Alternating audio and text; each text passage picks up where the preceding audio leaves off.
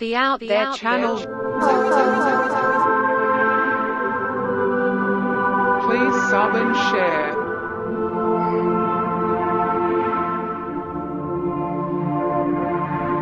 Searching for the truth. UFOs, aliens, greys and ufology. Real images, real stories, real videos, real cases, researched and investigated by professionals in the field and cutting-edge discoveries. Multiple witnesses, abduction accounts brought to you by Team The Out There channel.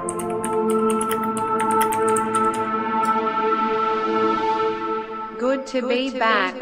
5, 4, 3, 2, 1. Action.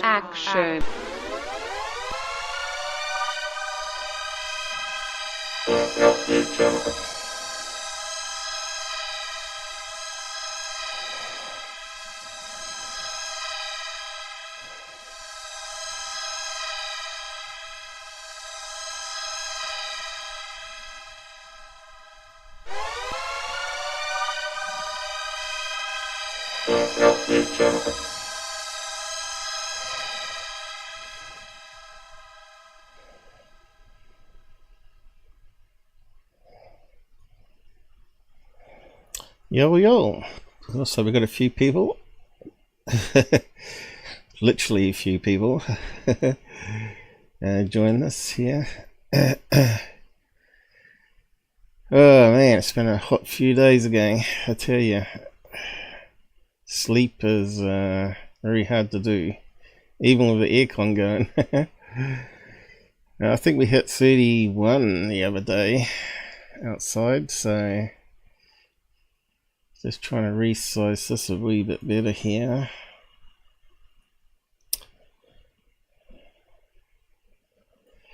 Although I'm not sure who's going to come up and chat to us on Pilled at the moment. There doesn't seem to be anyone there.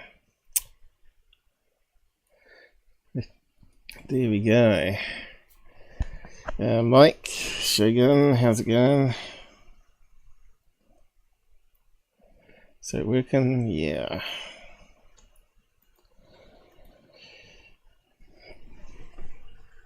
I had a dog trying to bust into my bedroom because Dad's doing the bees outside again and he's scared of bees and he wants to be with me. But I can't have him huffing and puffing in the background. He's so hot. Yeah, it's all up and running. I'm just checking all the things out here. 3 screens. Looking good here. How's the audio sounding?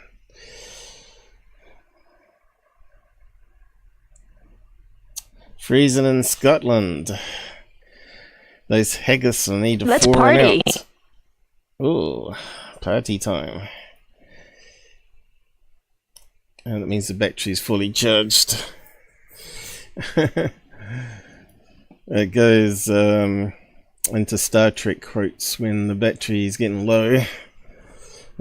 Or the power things got knocked out and you don't realise, so I've got sound effects just to let you know.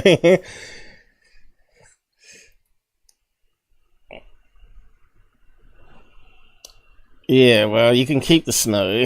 I don't want no snow. Charlie really sees snow. When he first saw it, they go crazy in it, don't they? They run around in circles in it, wondering what it is. When they're little puppies.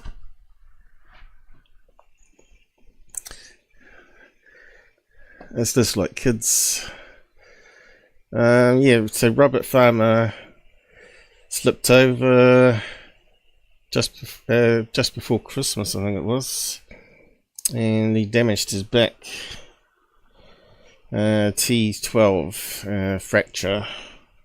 So he spent the Christmas and New Year's in hospital. So I'm not sure if everybody knew about that or not. So yeah, not sure when he'll be coming back on the channel. to do his usual UK UFOs.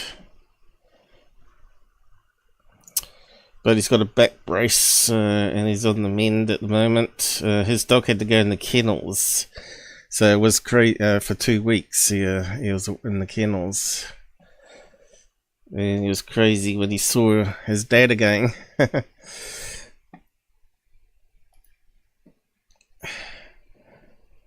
Okay, I got some things popping up here. Julian H, how's it going? A new person on the side chat that we don't see very often. Now we've got a bit to cover again. Welcome to the Out There Channel UFO University. Real one. Open session on YouTube and Pilled. So we'll cover the things that other UFO channels don't cover, because basically they don't know how to teach. They're technical people, some of them, and talking all the bits out for everyone to understand, they don't do. So I try and cover those bits, and other people are just basic shills, what I call actors, YouTube actors, talking heads, that just showcase other people's content only and talk over it. It takes a bit of effort creating new content yourself. Is that too wide? Something weird there. So got a few tabs again. Not sure how much I'll be able to get through again. I got my drawing thing down there. I just wondered though if I need it.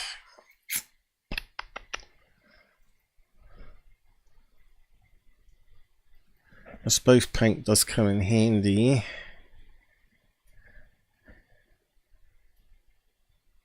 Why is that lower down now though?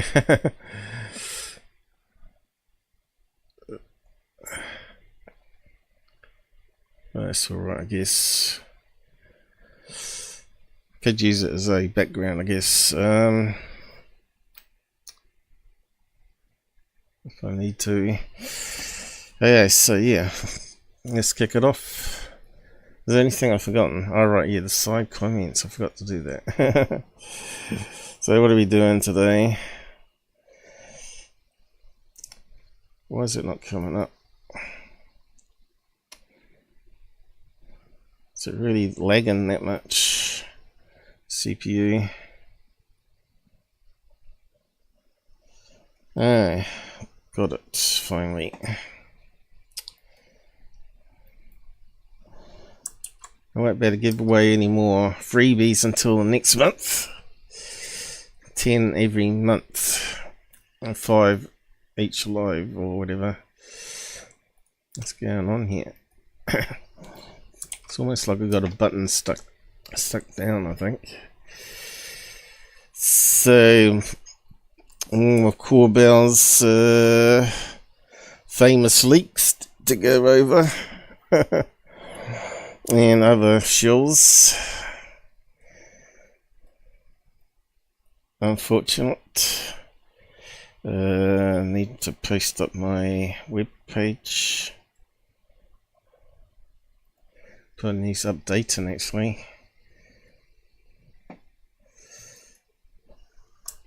Where you can find all the links to get in contact with me or join our Discord group if you want to submit stuff for an analysis.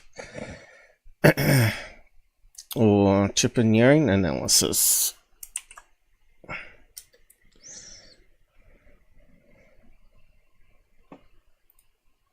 Or other links that you want us to look at.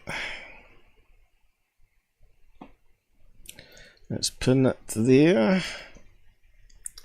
Hey, we should be right now. Okay.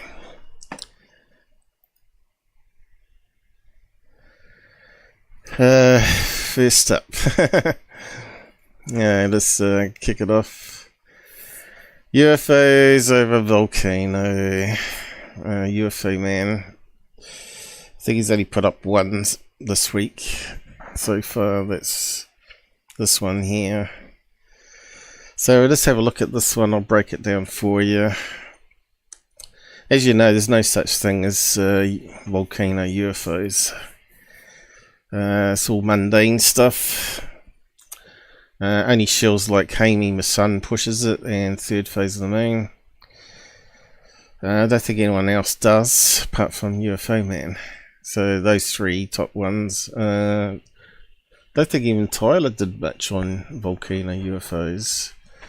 A lot of TV shows have gone down there to investigate it. They always come back to say their stuff has always been planes. As we know, it's surrounded by airports. But there are other things that show up on camera that they found was bugs. Bugs was very common, and balloons. Surprise, surprise. Corbell's favourite. So let's just kick it off here and just go through it.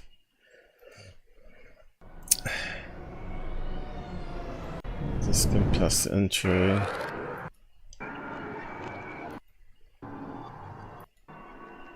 Because he wants us. He wants people to tell him what it is. Hey guys, it's UFOman. Here's a clip coming out of Mexico of a very large disc-shaped object. Okay, straight away, it's got to be a UFO. It's got to be a disc. Okay. And you can see the volcanoes in silhouette there. So is the object, and it's oddly enough on a funny angle there. Okay. And of course, with these type of cams or smartphones, almost looks like someone filming the screen with their smartphone, doesn't it? Looks very early morning there, or the sun going down. Probably morning. Which has appeared above. Okay, it's very shaky, which is a good way to disguise things, of course. Popocatépetl volcano. Okay, it's on a slope there. So I don't think it's a plane in this case. Check it out, making a. You notice that now we got what it's focusing on here. Looks like power lines and trees. There you go, power line. So you got to look for clues in the video. So early morning, power lines and trees are all black, and also the object's black. So what's that tell you straight away on this image here? That it's got to be something closer to the camera, because it's the same color spread as the foreground, not the background stuff. Alright, just basic camera knowledge there. That it's got to be something small closer to the camera. So what are we looking at here? That's on a funny slope. Could it be a kite? There's a possibility. The other possibility is it could be some sort of bug, like a bee that's hovering. Okay, we'll just have to keep watching it. Assessment. Let us know what you think. It's. There you go. It's all blurred out there. Looks like it might be a smartphone from a street. Okay, do we see the object now? Seems to be moving back. Where is it now? The trees are out of focus, so is that thing. So is the background. Everything's out of focus. Back and forth. It's still on an angle there. As no if it reference. is monitored. And now it's coming into focus here. The trees are going, and oddly enough, that's getting in focus as well. Entering the volcano itself. So it's not even remotely close to the volcano. You can see when the trees come in focus, that thing come in focus. I'll just zoom out a wee bit there. See that as the trees come in focus, that comes in focus. Unsure if it is truly a disc, because I do. It's not even a disc, mate. It's not even anything to do with a disc. You can see it's not even remotely symmetrical there at times. Is it bug or was it a kite? That's the two things top of the list for me straight away. A balloon on a fishing line, some sort of hoax going on. I do know that in the past,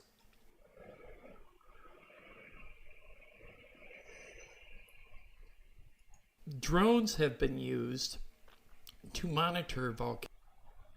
Okay, look, it looks like a change in shape there. Volcanic activity.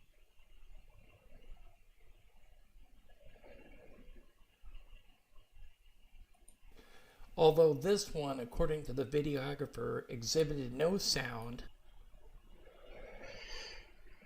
I don't think it's a helicopter. We've got no lights blinking, right? But again, it's getting into focus again here. It has got that bird shape happening there, but could it be a bird and a headwind? I don't think so. It's still looking bug-like to me. Hey, where did it go then? There, okay. He's all over the place. It needs to be like stabilized, right? Had no lights. So just step back and forth on this. Okay, it's gone out of focus and focus. Could it be simply just a hoax?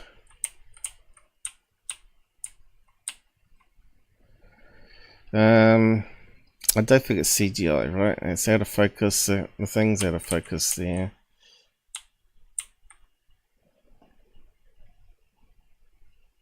Back in focus. It's definitely something closer to the camera, right? And the trees now come in focus. Yeah.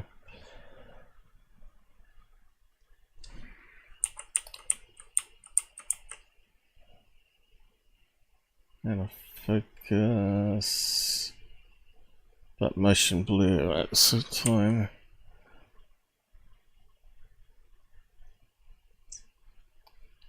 Something strange going on there. What's this up here? Something oddly enough up in the corner here. See that there? Why? And up here. So is that the edge of the lens, like a telescope?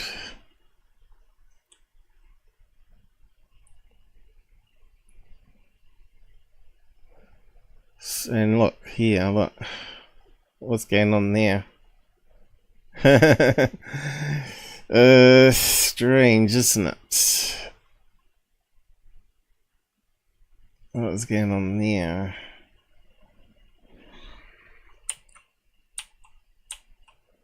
Is that YouTube playing up? It's HD there. But it's definitely those bits to quarter a bit strange, huh?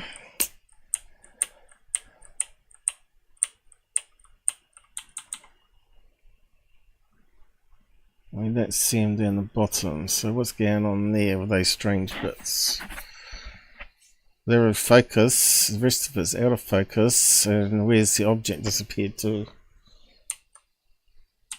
Now it's back again. See that? Boom, boom, boom, boom. Is that a fake?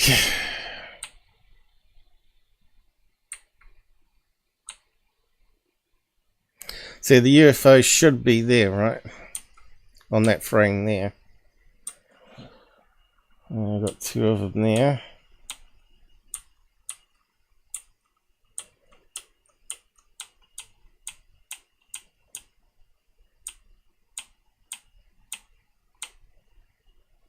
Highly suspect footage anyway.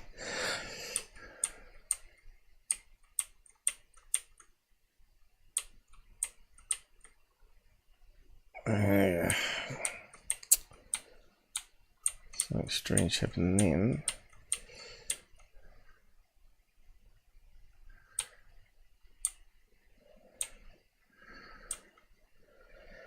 Looks almost like a something on the lens, doesn't it?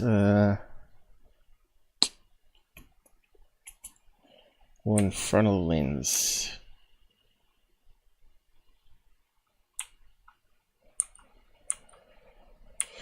So it's really iffy going on here.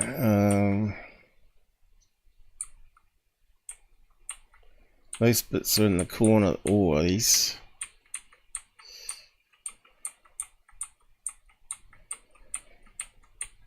And this is typical of UFOman stuff, right?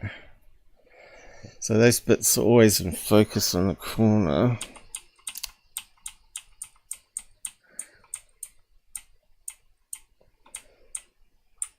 Where's that thing going? See, we haven't got the original file. That's the only problem. We're mucking around with his edit of it.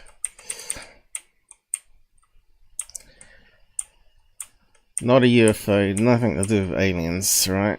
It's just a bullshit video.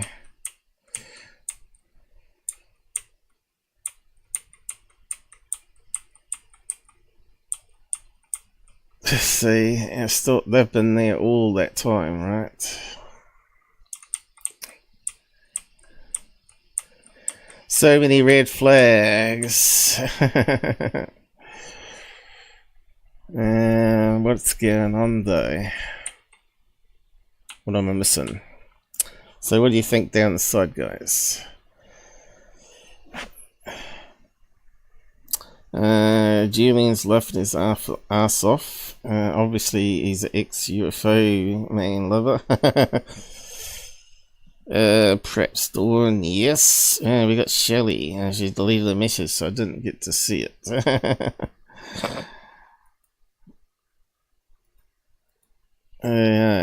So yeah. Michael Shogun, what do you reckon? Are you still there? Come on, use experts in video analysis. The tutor teacher is throwing it out there. What do you think it is?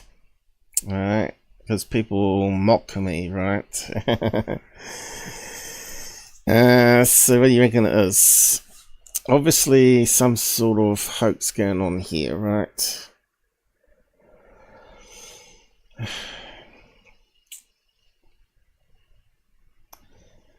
Is it something that's sort of dangling on a wee bit of fishing line in front of the telescope off the tree? A bug?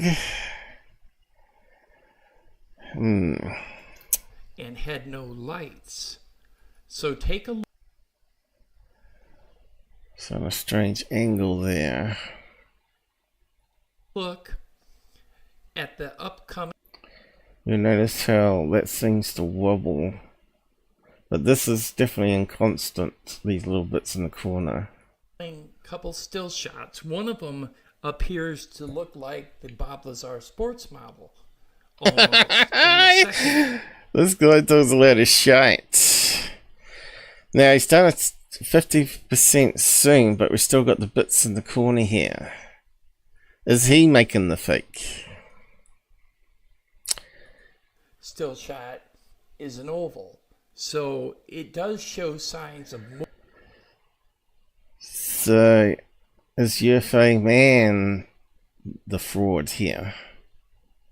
Because these bits are in the corner still, and he's doing some editing here. Morphing its shape. So if you like, so to me that looks like a bug. Looks like it's got little antennas off the front of it here. Some wings flapping here. Some legs maybe dangling. like the video, Like the video. No, I gave it a thumbs down on that one. 79 liked it though. I would say it could be. So you see, you got these bits in the corner here. So somehow he's edited it strangely. Right, he's taken it from another video source.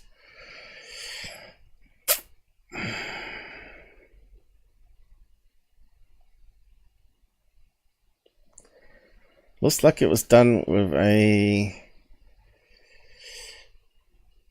maybe a telephoto lens. Why does it wobble so much, you know? take a second to hit that like button, share us out to your social media platforms, and as always, thank you for watching.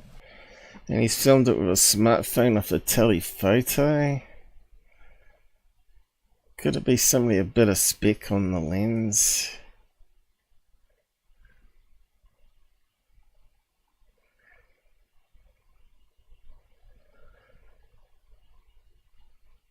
Yeah, it's not doing anything UFO-like, right? It's not zooming off, zooming up, coming back down. It seems to be pretty much in the same location. Could it be simply dead pixels? UFO disc. See, that's what you call subliminal wishful thinking, right? This guy is a joke. He really is. How anyone can get up to where is it? 39,000 followers, right? It's highly suspect how he got up there. And only 391 views on this video, and 1/3 of those liked it. To me, it's just criminal. With someone like me that is really after the truth, right? Also an experiencer, but hasn't lost his brain. Hasn't got an open mind so much that the brain popped out years ago. And still looking at things really critically. Doesn't get shit all views, right? Doesn't get shit all people following along. Where's all the critical thinking gone in ufology? It doesn't exist. So,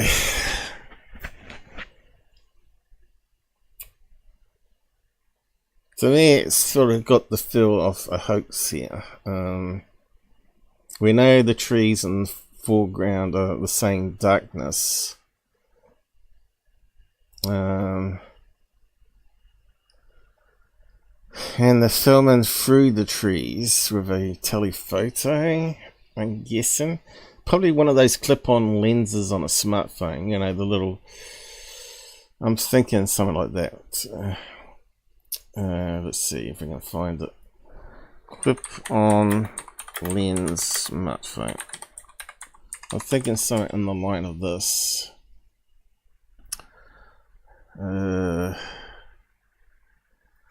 Oh, hope my sugar levels are not dropping too low. I did take insulin. I was guessing how much I needed. It was pretty high most of the night. I started getting the shakes, so I might have to go and get a biscuit. But yeah, I'm thinking about a clip-on lens like this here, which is rife for artifacts, right? Lens artifacts. So yeah, it's a bit hard to pin this one 100%. It does look bug-like.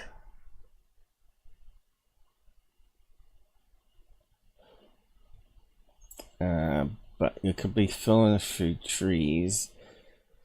Could it be hoax? Yeah, it could be.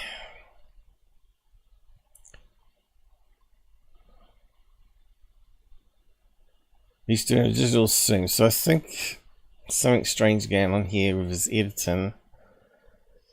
We need to see the original footage, really. I don't think he has got it up, has he? Source. This video is created on. So what's this here? Let's have a look at this. I'm trying to do a serious analysis on it, you know, as you know.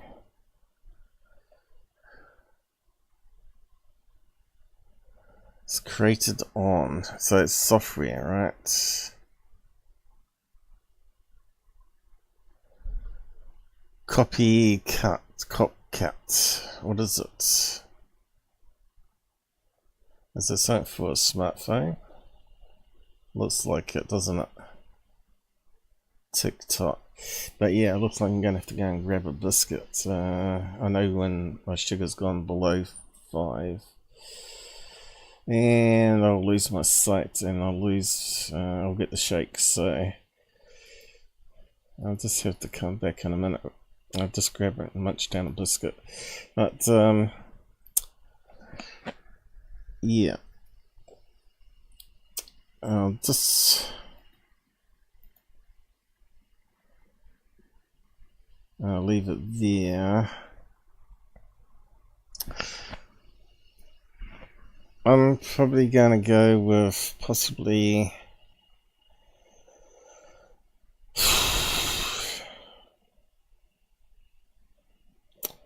maybe a bug flying around the tree line. There's probably a tree right here. It's probably being filmed from a tree, but let's see if we can get a faraway shot. Guys, it's UFOman. Here's a clip coming out of Mexico of a very large disc-shaped object which has appeared above Popocatépetl volcano. So there's the trees, there's the object. And we know it's got to be in the line of the trees here, or just past it. So what is it? I don't know. Could be a bug, a bee, a bumblebee hovering above the branches there. I don't think it's a bird. I don't think it's alien craft. Anyway, I'll be back in a minute. I just need to grab a biscuit. Damn it.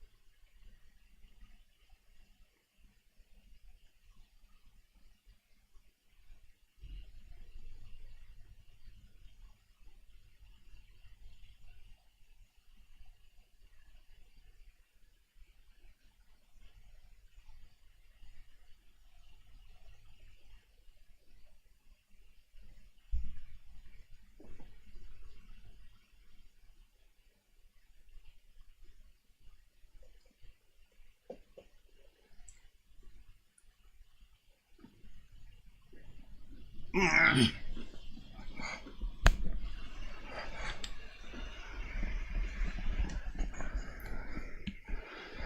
I've got something to munch on.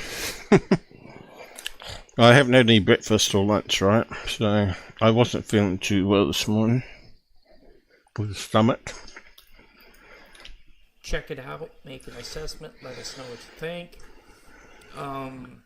It seems to be moving back and forth as if it is monitoring the volcano itself.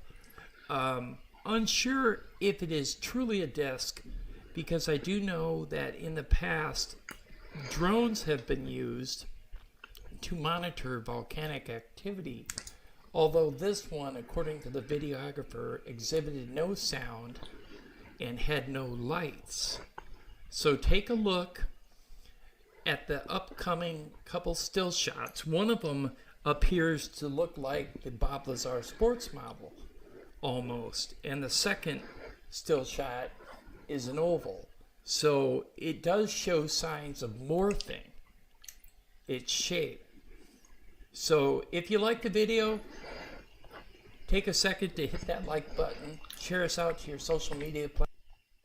It's probably as worse than Corbells, right?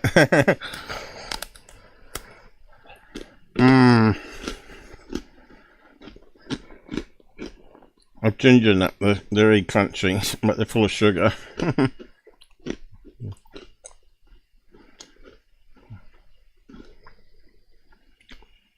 I'm starting to feel a bit better already. If you ever get diabetes, God help you, it's a terrible disease, it really is. I think it's because I used to eat too much sweet stuff or sodas when I was younger. I've been living with it since I was 30, basically.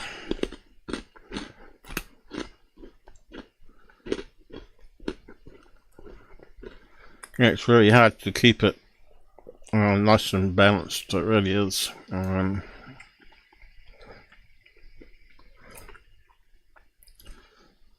to know how much insulin to put in.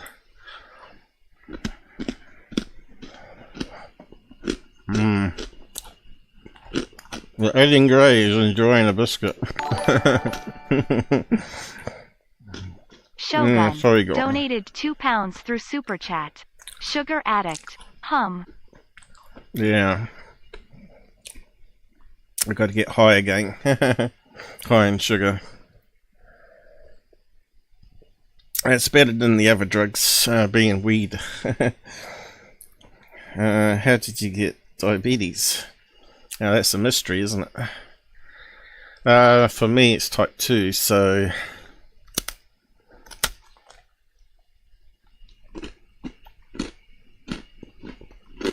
Thanks for the donation. I've got to get this munching out of the way with. I go from low to really high now. So it means it's like being drunk, it really is.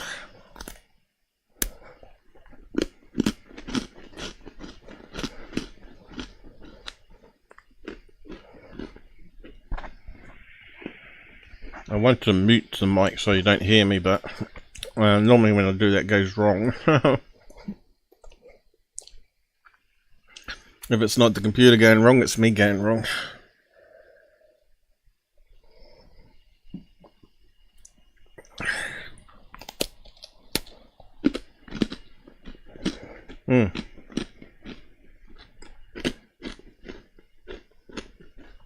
These ginger nuts are nice. I like ginger. Not many people like ginger, but I do. I like ginger. And ginger beer is good as well.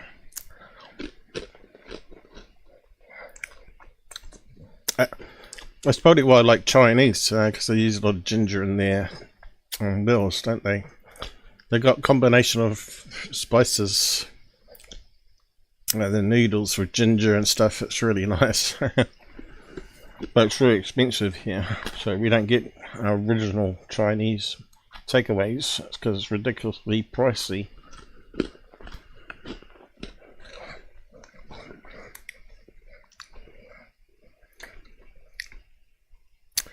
Yes, if you get your sugar levels right and just eat meat protein only, like eggs, cheese and meat, you can maintain it quite nicely actually. But it's very hard just to eat meat only, or eat those three things only. Yeah, I'm meant to be going on it, but I'm in a household where you get temptations. If you ever not eaten bread for a few days, you start craving toast. Stuff with toppings on it. It's very hard not to eat bread. It's just to stick with protein. But anyway, back onto UFO stuff. So I'm going to go with this one. And as always, thank you for watching. Something closer to the camera. Something small. Whether it's a leaf. But can't see how it can be a leaf. Just dangling there. Without being a hoax. Most likely a bug. We don't. The red flags is we don't see how it starts and how it finishes, right? Perhaps it sips off, right? Sips off. But from what I'm seeing here, we don't see it disappear.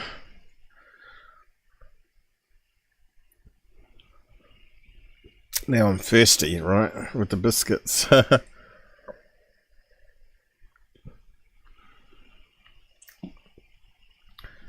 Looks like it's something related to the trees there. I don't see it being a drone because it's on a slope there. If it was on a drone on a slope, it would sip off to the left, right? Some sort of hoax, possibly a bug. Can we see it on this shot here? There's the tree line with the power lines. Do we see it now? Where is it now? Alright, can you see it at all? Even if it's out of focus, can we see it anywhere in that image? Which kind of tells me it could be related to some sort of power line. There's power lines here, but it could be another power line really close to it. Something strange going on here. You can see how it's been cropped on both corners. Very strange telephoto if it's like that. And you can see here we're getting strange sort of artifacts here where it looks like it's been mucked in with the editor that he's using, possibly.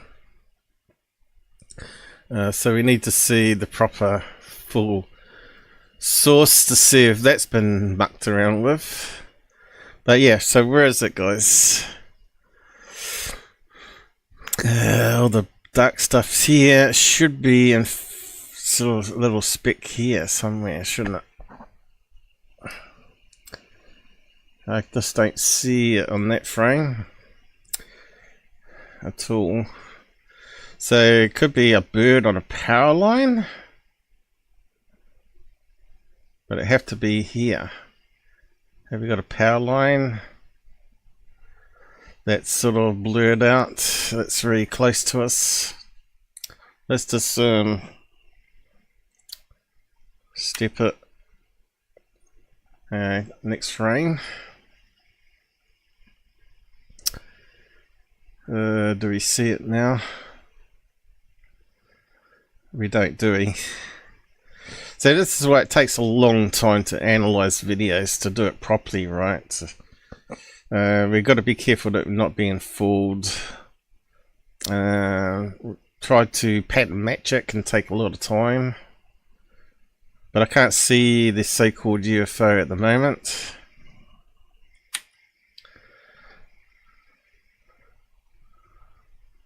We don't know if there's a power line in front of us that's blurred out. Still don't see it. Next frame. Just tip the frames here. Anything else there?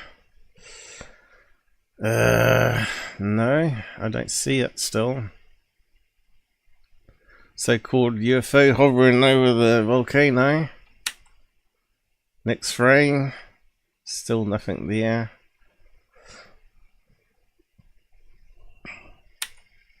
Next frame, next frame. Still can't see it. Next frame, next frame, next frame. Still don't see it. Am I missing something? Still don't see it. Next frame. Nope. Still nothing there. Next frame, next frame, next frame, next frame, next frame. Still not seeing anything apart from those strange corners. Next frame, next frame, next frame, next frame, next frame. Now we're getting darkness and something more in focus, I guess. But still not in focus in the anywhere there. Still going. Next frame, next frame. So what am I missing?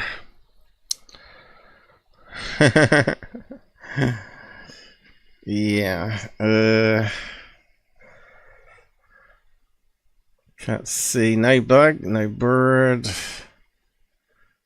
Still no power lines, but you can see there's a building here. Is it some sort of grain silo here?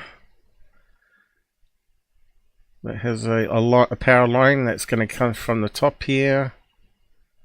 Go right across the top of the mountain where it would be, right? So there could be a power line here going to the grain silo. Let's just keep on going.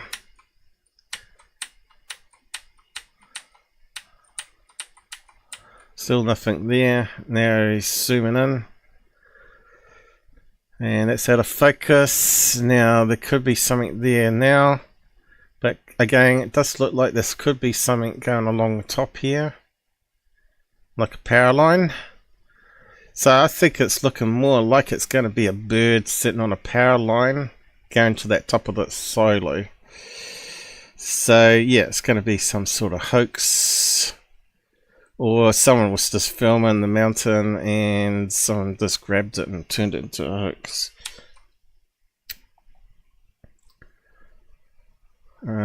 Okay, we now got a far away shot. But we know the grain silo is about here. It looks like there's a coloration change going on. Okay, now there it is there. I reckon it's a bird on a power line. Now I'm looking at it.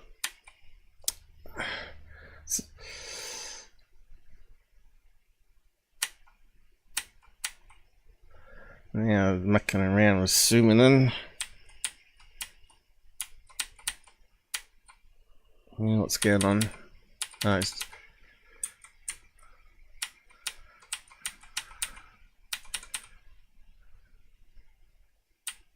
Do you see it? I don't see it. Am I missing something? No, I don't think I am. It's not cropped off or anything, but yeah, it could be something there, right? Alright, it's a power line. We're being fooled.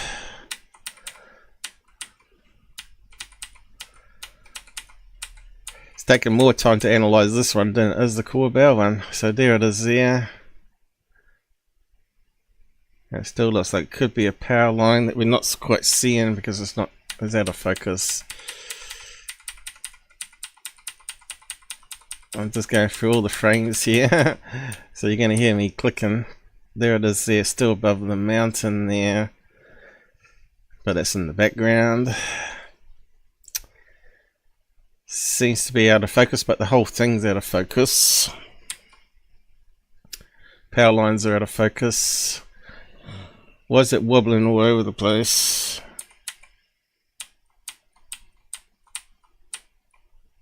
We're starting to see it a bit now, but it's still out of focus.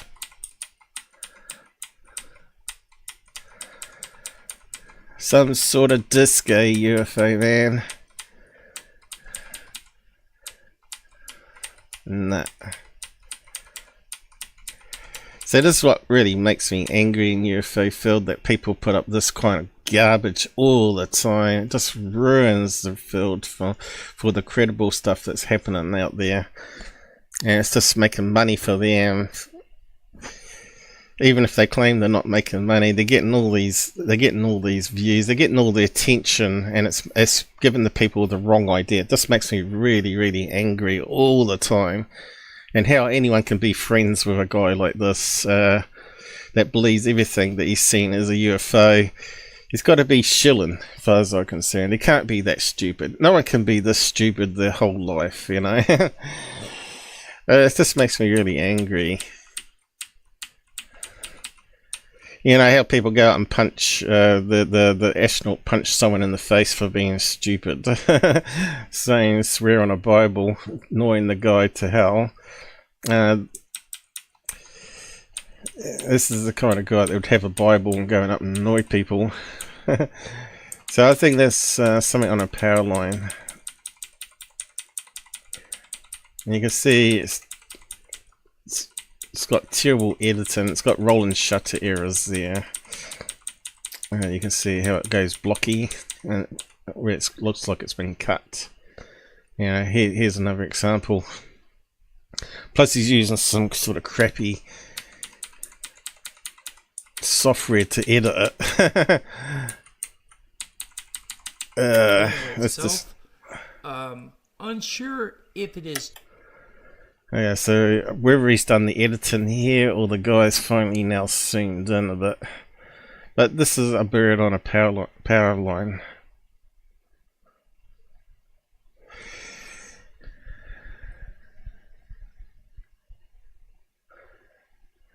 Has to be. Bird head this way, wing. It's just sitting on a line that we can't see because low quality and it's out of focus. That's what it is. Truly a disc, because I do know that in the past. Now I've seen images like this before as the reason why, and the person that was putting up ones like this, which was pigeons on a power line, was security. In fact, let's see if we can find an example of security. One with a pigeon. I think he may have deleted them though, because he got caught out on it. I know it might be on Alien Addict's channel when he used to debunk security until, like most shills, they go on their channel, become friends, get more subs, get up to the 10,000k. Once you get up to 10,000 subs, you're away on your channel. Pigeon UFO he did. Let's see if we can find it.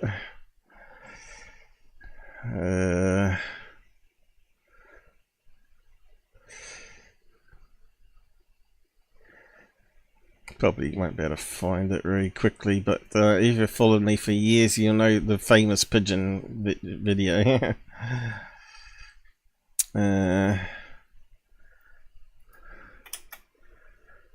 Pigeon UFO.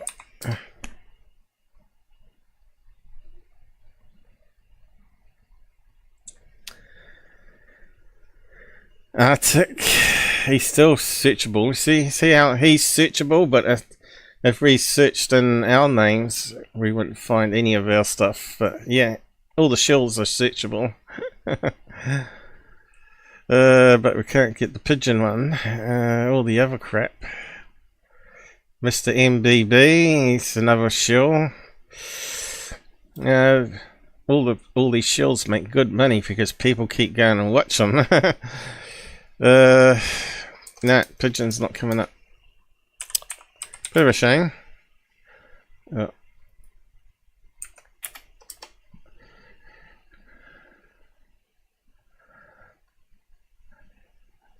Yeah, but he was an offender. He had a few videos of the bird. Right. No, I know Alien Edit had one up with the pigeon. But yeah, I'm not sure if we've got a standalone image of it. Where's images? There. Security. Dots. Helicopters. His famous cube. See, these are all his photoshops. But where's the bird one? Where's the pigeon? Give us a pigeon. Oh yeah, this is another thing he did. He did this CGI here. Only one witness to it. Flew over California. A boy and a dad coming out of a restaurant. The only people to see it out of millions of people.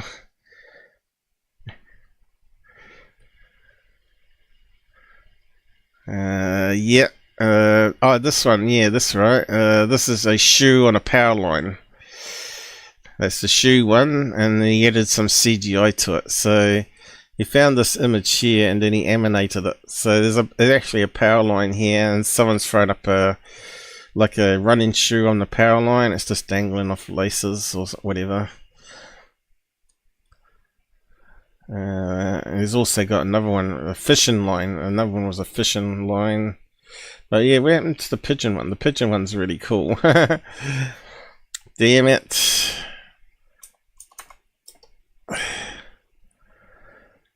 Where's the pigeon one? The pigeon one's funny. Out there channel. Anytime I come up as one icon. A playlist on him, is it? Oh, there you go. He's doing a Volcano one, is it?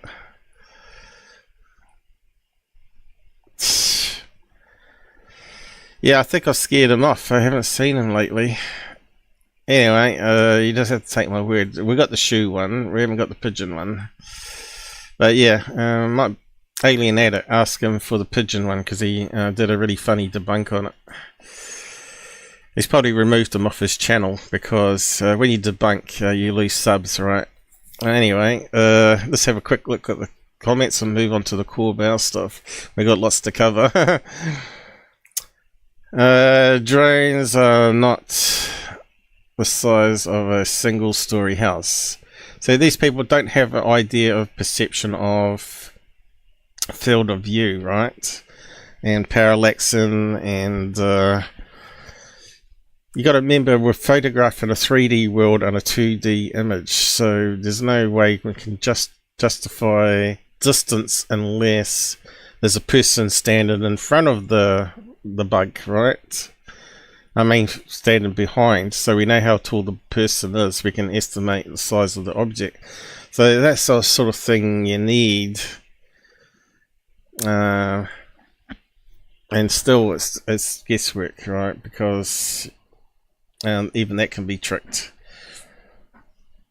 Well, if that's another volcano, the UFO is probably chicken.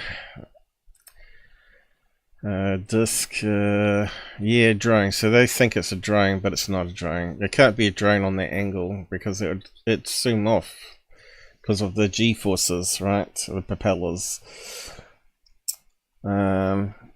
Is the audio still working alright since I come back? Because I had to readjust the mic. I don't know why sources often make small circles.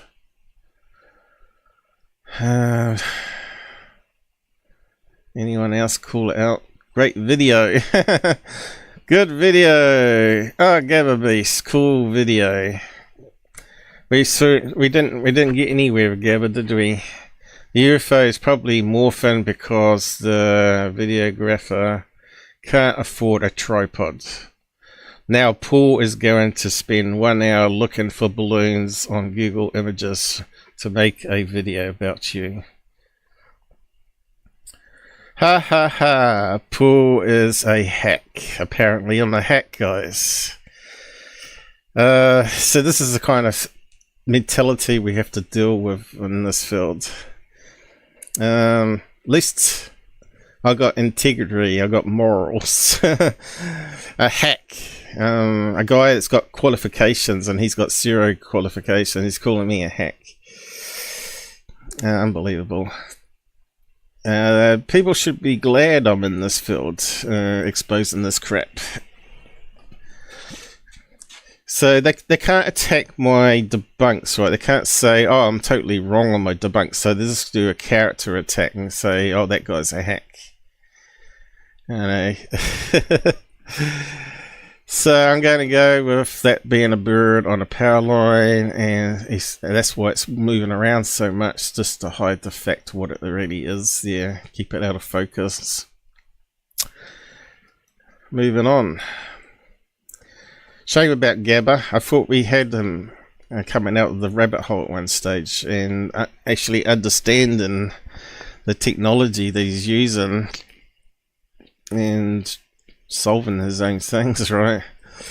Solving his own videos, because you know, if you're going to be a sky watcher, you've got to know the tools to actually analyze your own videos. We got someone up in Pilds.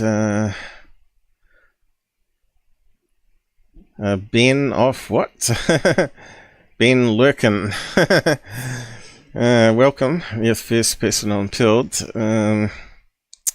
Yeah, I got some cool ones. I'm not sure if you can access them yourself. I'll get the alien shooting back at you. Okay, and we got some down here too, haven't we? Let's have a look.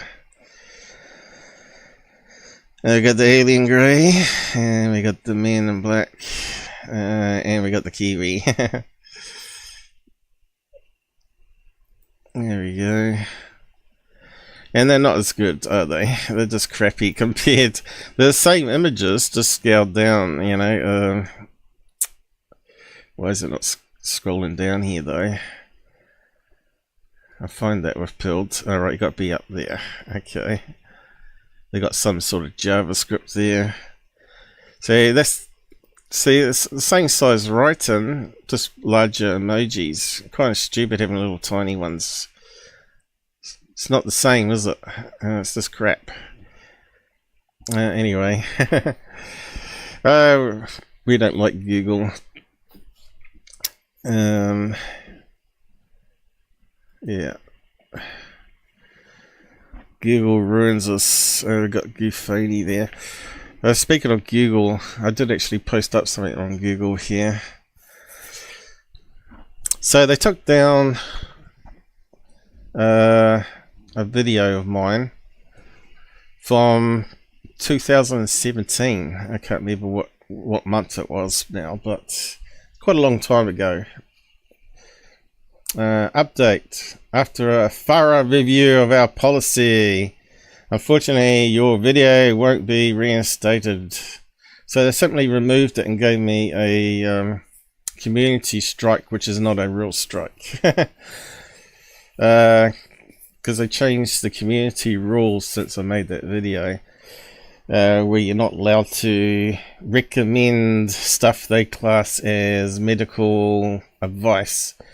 And in that video, it was talking about various injections you get from medical people. I won't say the name. And also the idea that you they added in nanotechnology that can track people. Apparently that's medical advice. So I said here, quantum dots use for medical imaging. Unfortunately, our policy team has confirmed that your video will not be reinstated. Well, quantum dots is like nanotechnology, which is a leading thing now. So I had a look at it. Have your experts heard of quantum dots, nanotech to track small animals in a journal? Tracking the small with the smallest using nanotech, a major problem with studying behavior and migration of small organisms, blah blah blah. So they're talking about nanotechnology for tracking here. So they're using it on animals currently, 2005 or something like that, 2007. Can you quote the line of misinformation for me? Wish they didn't. I never said it was true. I just stated the claim made, and there's zero proof. Where's the peer review on trackers? And I quoted here the offending thing in community. Claims that VACs are devices meant to track or identify those who receive them. Wiki has the example of nano radio. Issue is battery size. So there's a Wikipedia here. You know how they quote Wikipedia underneath your videos when they don't like something, right? So I looked at, I'm always looking at nanotechnology. I've done a few shows on it, But you're not allowed to mention the V word. Why is it not? See, I really hate this. It's crap, isn't it? So you got nano radio that's searchable through Google even. Also called carbon nanotube radio, is a nanotechnology acting as a radio transmitter and receiver by using carbon nanotubes. One of the first nano radios was constructed in 2007 by researchers at the University of California, where Google is, where they successfully transmitted a audio signal. Due to the size, nano radios can have several possible applications, such as radio function in the bloodstream. So I'm totally wrong. I had my video deleted, and they totally ignored all the information I provided here. So their fact checkers are wrong. The first observation of a nano radio can be accredited to a Japanese physicist. There you go. Properties: roughly 10 nanometers wide and 100 of nanometers long. Function: parts of the radio are the antenna, tuner, and the modulator and amplifier. Carbon nanotubes are special and they can function as these parts without the need of extra circuitry. Antenna, tuner, what else? Here we go, medical application. Yes, Google, I'm totally wrong. I'm a complete effort. Yeah. I suppose they have this video deleted after as well. Currently, chemotherapy uses chemicals that harm not only cancerous cells but also healthy ones. Since they are put into the bloodstream, nanoradios can be used to prevent damage to healthy cells by remotely communicating with the radio to the released drugs, and particularly target cancerous cells. How's that? How do they do it? Are they sort of moving the drug into the bloodstream? I don't quite understand that, but nanoradios can also be injected into individual cells to release certain chemicals, enabling repair of specific cells. Nanoradios can also be used to monitor insulin levels of diabetes. There we go, that's what I need. And use information to release a drug or chemical. So it's in the bloodstream, it's analyzing insulin levels, and then it communicates to a device on the arm to release more insulin. Is that how it's working? So yeah, and of course it can be powered by induction, right? It doesn't have to have a battery. However, it talks about here electromagnetic power. However, much of this power would be lost when passing. What's this saying? The implanting of nanoradios in the body are currently not feasible due to power dissipation. So they have invented it, but they got a problem with the power source. In 2007, I'm on the live show. No, I had a couple of biscuits. The nano radio radiates about 4 to 5 watts of electromagnetic power. However, much of the power would be lost when passing through the body. The amount of energy input can be increased, but it doesn't mean that you can have it like a, you know, like a dog has a little thing put in its neck. As it goes through a doorway, the doorway detects that little chip and yeah, reads information. RF chip, right? So why are Google and the government so worried about this idea of trackers? Is the question, the bigger question, right? So that's just one thing I found, and then I went on and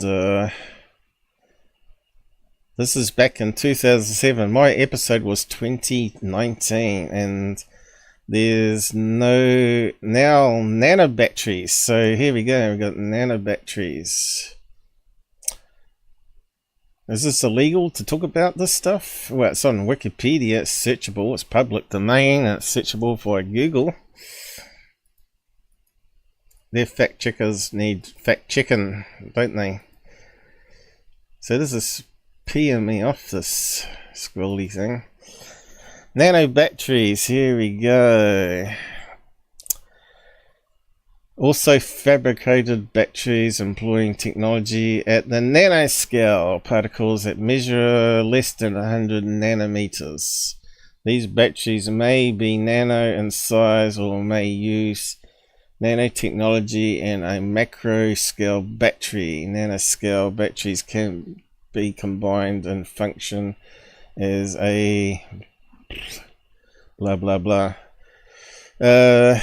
Traditionally, lithium-ion battery technology uses active materials such as cobalt oxide, magnesium oxide, with particles that range in size from 5 and 20 nanometers. It is hoped that nano-engineering will improve many of the shortcomings of present battery technology, such as volume expansion and power density. But you don't, like you said, we don't need to have the radio in the bloodstream constantly transmitting, right? All you have to do is bring up an induction thing, which then causes a current flow in the radio and then activates it.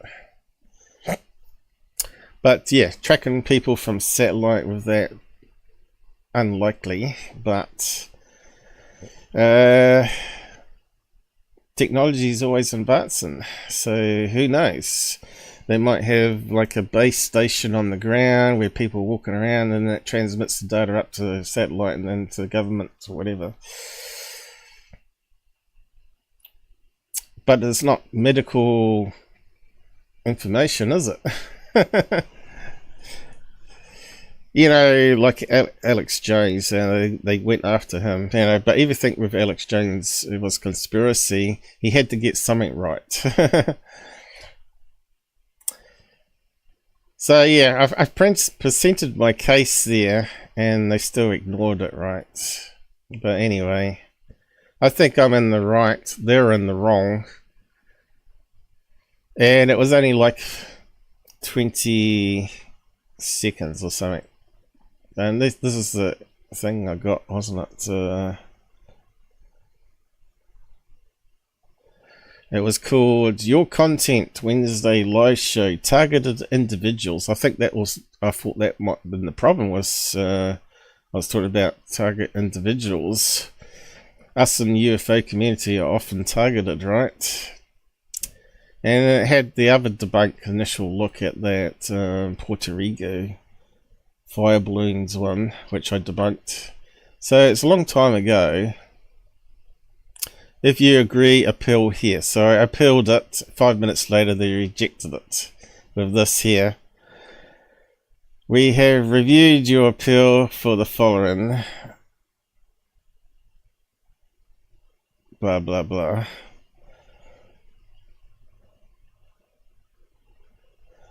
I said it wasn't anything to do with medical advice. MFers.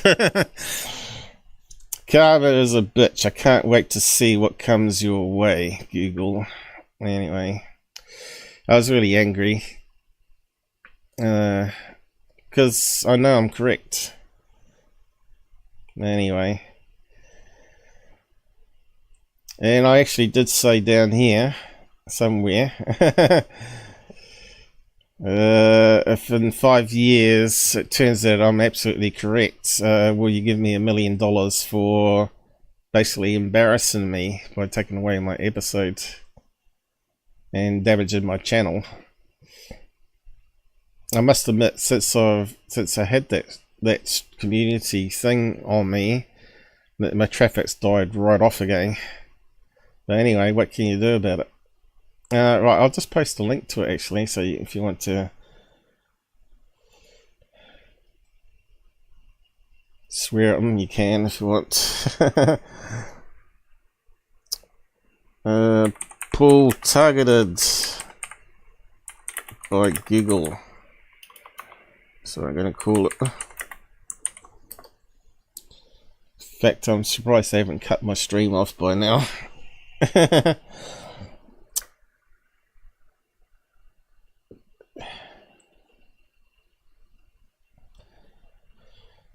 Yeah, I'm just skimming through the comments here. I do see he's talking lots here. But yeah, I think we've moved on since then about the dieting. Yeah, I'll post it up on here too. Google attacks Paul with fact checkers being wrong. Their fact checkers are always wrong. They don't know what's going on. You got to remember, the government's always, industrial complex is always 30 years ahead, 20 years ahead. They can't, but it's their rules. So you either put up or ship out, or that's it. You know, that's the only option you got.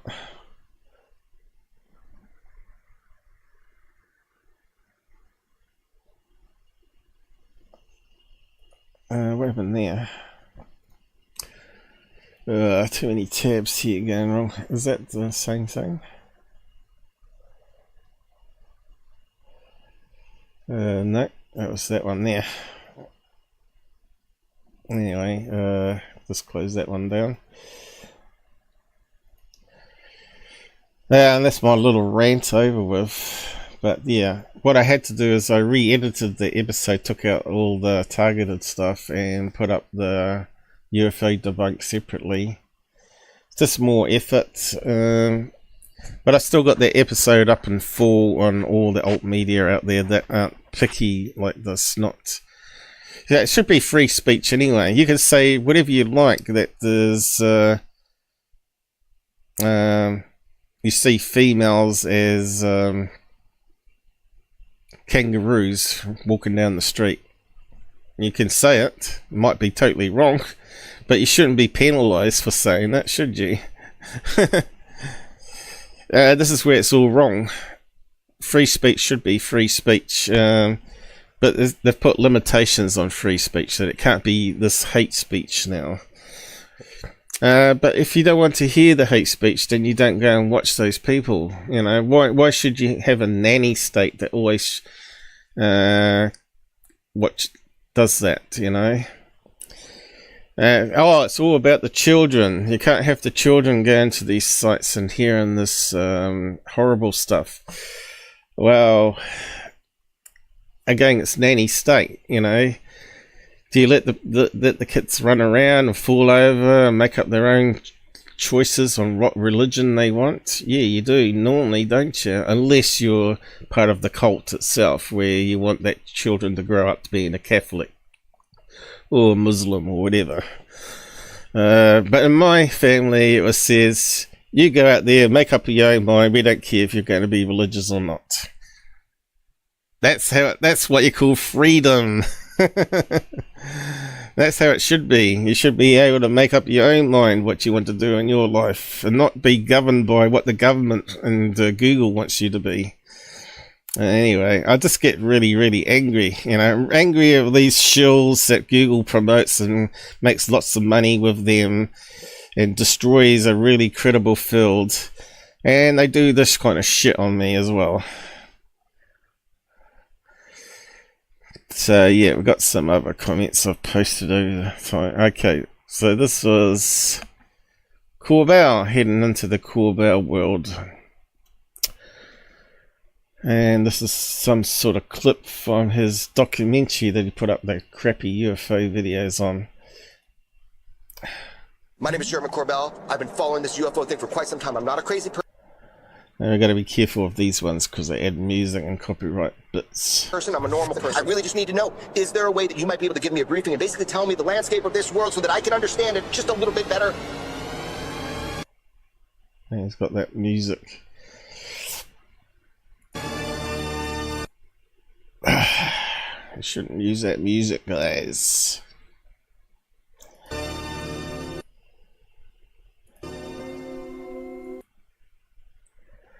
I'm just gonna get around that by pausing it every so often.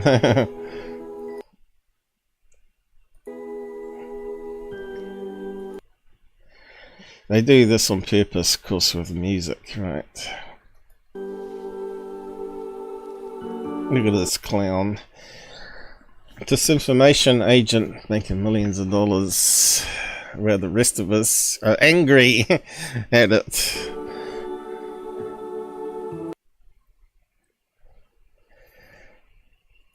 What happens to people when their fundamental beliefs, the bedrock of their... Why has this guy got so many followers? Are people so stupid in ufology? understanding explodes. It's just a talking head that brings disinformation to the field. Into a million pieces when something comes. They need to put him in a boxing ring. And you can go in there with a robot and beat him up or something. Careening from out of the blue. Has he got strange fingers? Have they mucked around with his finger there? They've mucked around with his finger, haven't they? It looks like an AI art generated hand, doesn't it? That looks so weird. Out of the blue. And it messes with everything we know. I probably cursed. Oh, this guy can really do acting, can't he? This is what I found. All these people that fancy themselves as producers, actors, script writers. Security was one. Third Phaser one. Steve Cambion is another. Corbell's another. They always end up doing shilly stuff while claiming to be seeking the truth. Too much, I'm sorry. This is an average day, man. You know, George and I, we work. Now listen to this shit coming up here. On this every damn day, and this is not a job that we get paid for. He's saying he's not getting paid for all this shilling he's doing in We ufology. actually have a real job. He has a real job because his dad or parents were real estate moguls. But luckily it's real estate. It's, you know, I buy and Buy $1 million properties. my wife and I fix up properties, so this UFO Yeah, they fix up $1 million properties and sell them for millions of dollars, not old shacks in the desert. thing is because we want to know the truth. Yeah, so I said to this bullshit, which no one's liked, by the way, then why sell movies then? Such a bullshit liar. Now, if you make all those movies, right, you could just put them up free on YouTube, right? You wouldn't have to go through 1091 productions.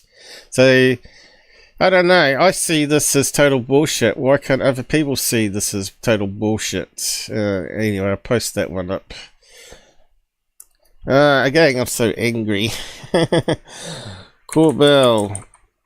Total bullshit.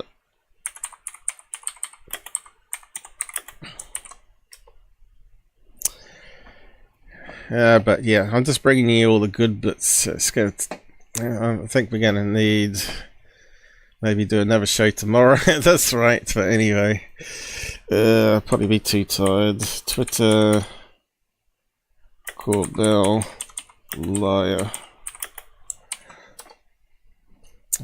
And you can listen to it properly. Oh, wrong button, Paul. That won't come up. Come on, CPU. We ain't got too much going on.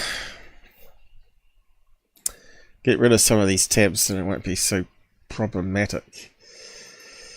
GUFON. Yeah, just had to listen to what he had to say about stuff. Alright, let's just get on with the Corbell videos now.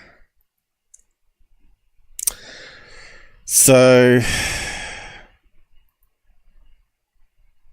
we missed this one here. I'll have to go back up to the top here.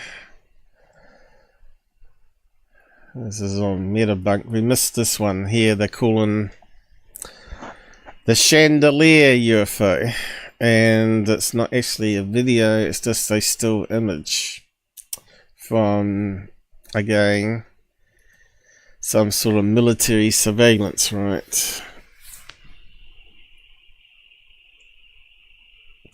What is this? I'm not sure what you're talking about.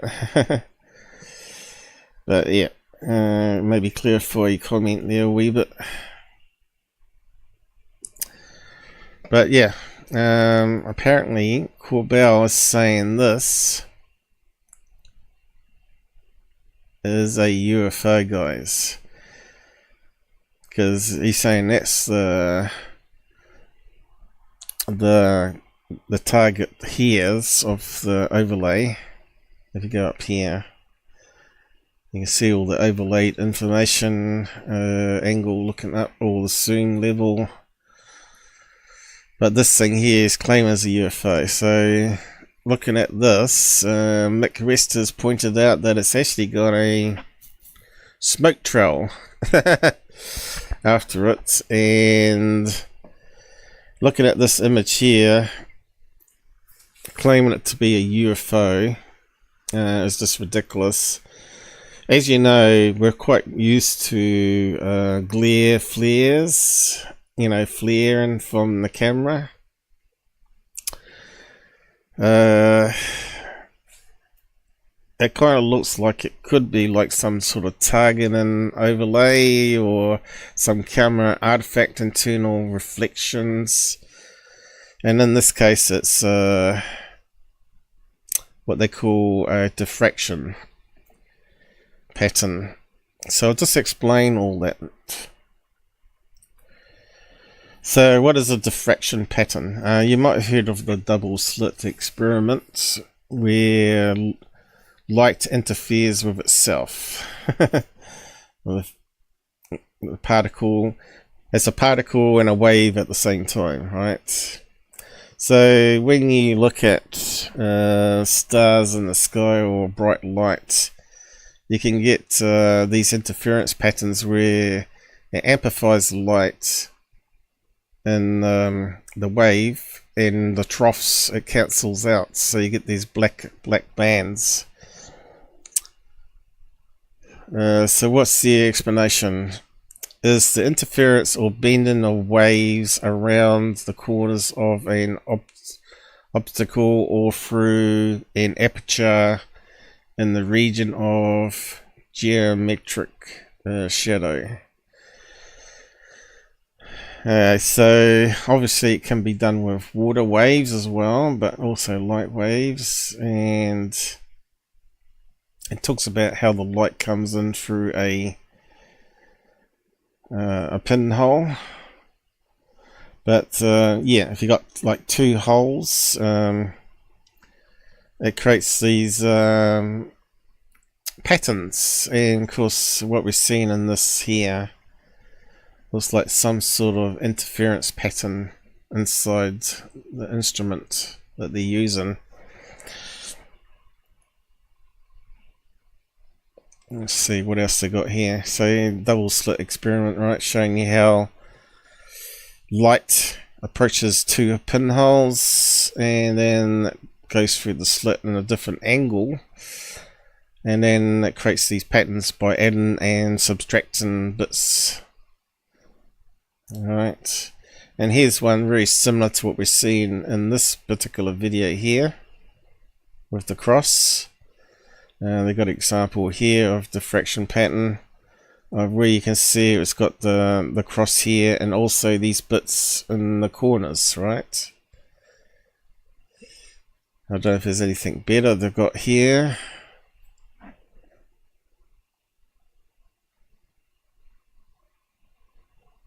Talking about the various apertures. But yeah, we've got to start with the basics, I suppose.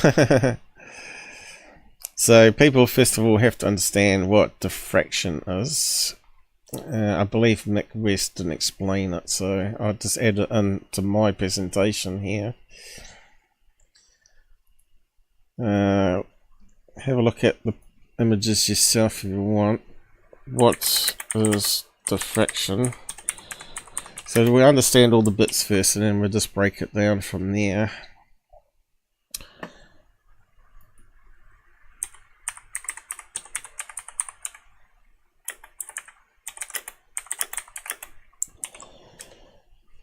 So it's some sort of artificial image captured on the camera through light interference patterns with something that's happening inside the camera lens, camera housing, right? Wee bit different to the Turkish UFO one using the edge of the reflection. That was a reflection, not a diffraction. So first of all, we've got to understand what type of camera it is. So let's have a look at the camera. Have we got a picture here? So they work out from the information on the screen that it's a MTS-B is a multi-use electro-optical infrared laser detecting, ranging, tracking set developed and produced for use in military. Rayfon. If we click on that, I'll probably have a picture of it, probably. And lots of blurb on it there. So that's a bit of a mouthful. So there's various bits on this that we have to understand. We know what infrared is. It's part of the spectrum that we can't see with our eyes. What's electro-optical? Okay, I think the next one I looked it up. Electro-optical sensor. Electronic detectors that convert light or change in light into electronic signal. These sensors are able to detect electromagnetic radiation from the infrared up to the ultraviolet waves. These are used in many industrial and consumer applications. For example, lamps that turn on automatically in response to darkness. Precision sensors that activate when an object interrupts a light beam. Flash detection. Photoelectric sensors that detect the distance and absence or presence of an object. So that's what an optical electrical sensor is.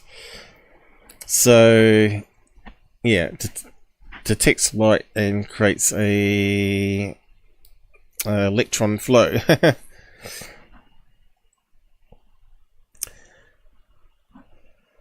So here's a picture I've got somewhere here.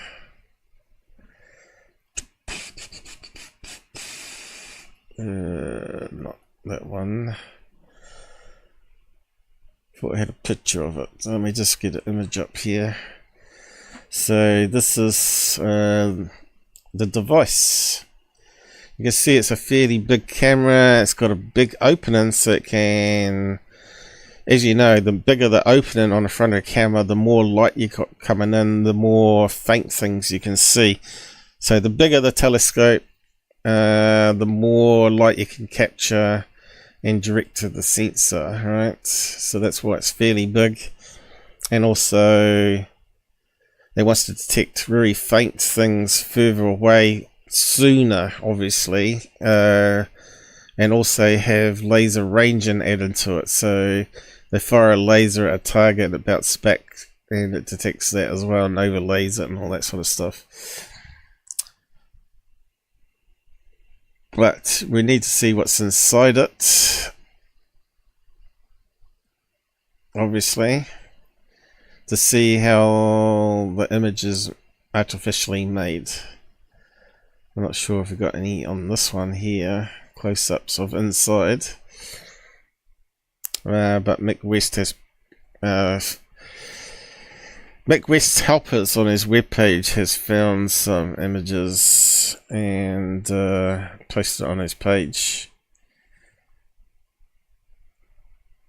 So it probably was a still image from a video taken from one of these Reapers, I guess. Surveillance drone.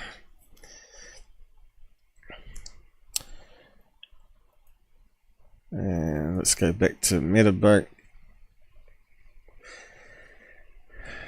So they're trying to compare it to other images that you get on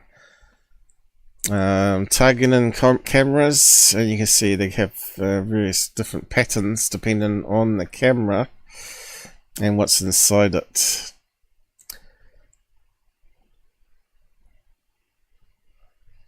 And as we've seen with the diffraction patterns, this one's getting closer to it.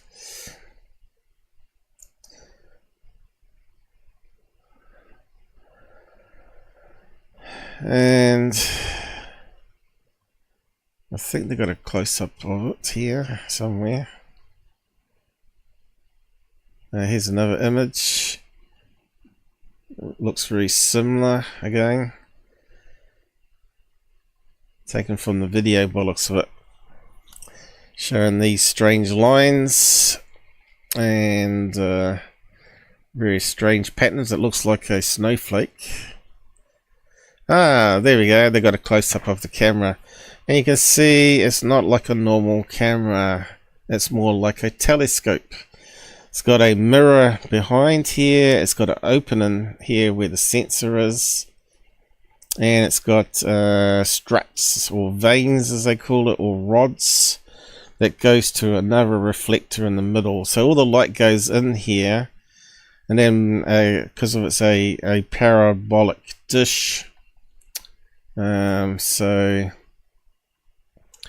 if I maybe can draw over the picture, maybe let's just give it a try. So as you know, the mirror in the back here is curved like this. I wonder if I can get it thicker. So in the back of the mirror it will be curved like that. And this front bit here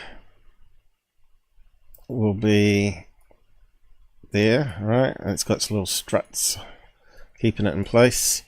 So all the light goes in and reflects into the middle. Oh, it's a wee bit thick now. Let's redraw it. Let's draw it here. So it's got a parabolic dish like that. It's a very reflective mirror. It's got the little mirror in the middle here with struts. That thing there.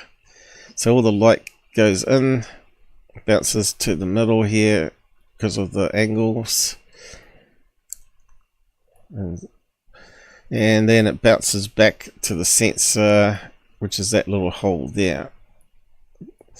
Alright.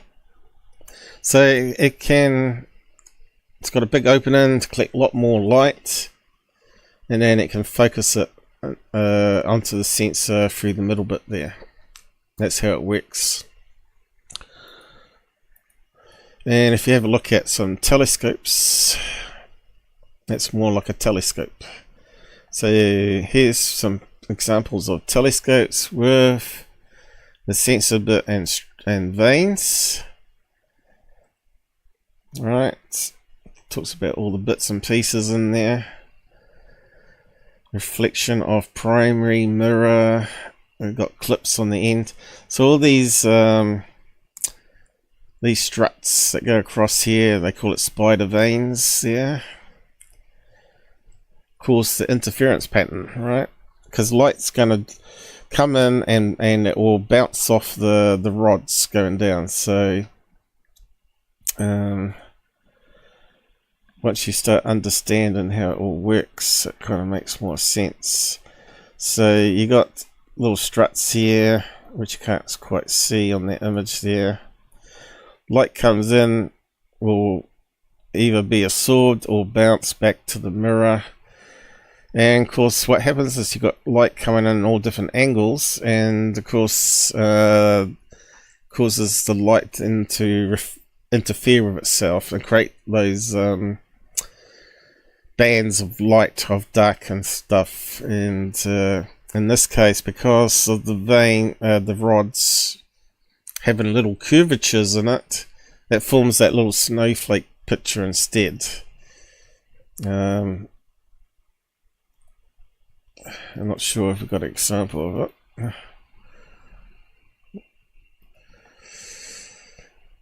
But yeah, I've got some more information here. Let's just so this is a telescope used to study the stars, and what do you see? What's happening here?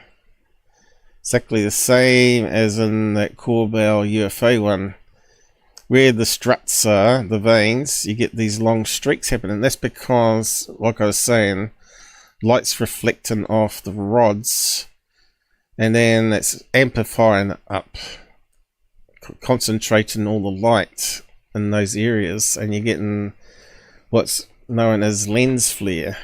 But in this case, it's actually not lens flare. It's actually an artifact, diffraction. So there's the rains, and there's it showing up on the images on each of the bright light sources. And can we see in the back of that one? So it's very much like that military laser target system. There's the sensor here in the background.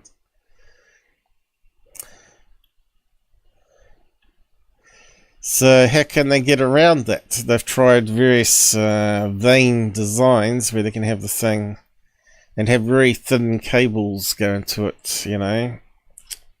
I suppose they can do that now with what do you call it, Kevlar threads. I suppose you could do a Kevlar thread in the middle there, but then it would bounce around, so you can't do that, right? So it'd have to be some sort of rigid metal.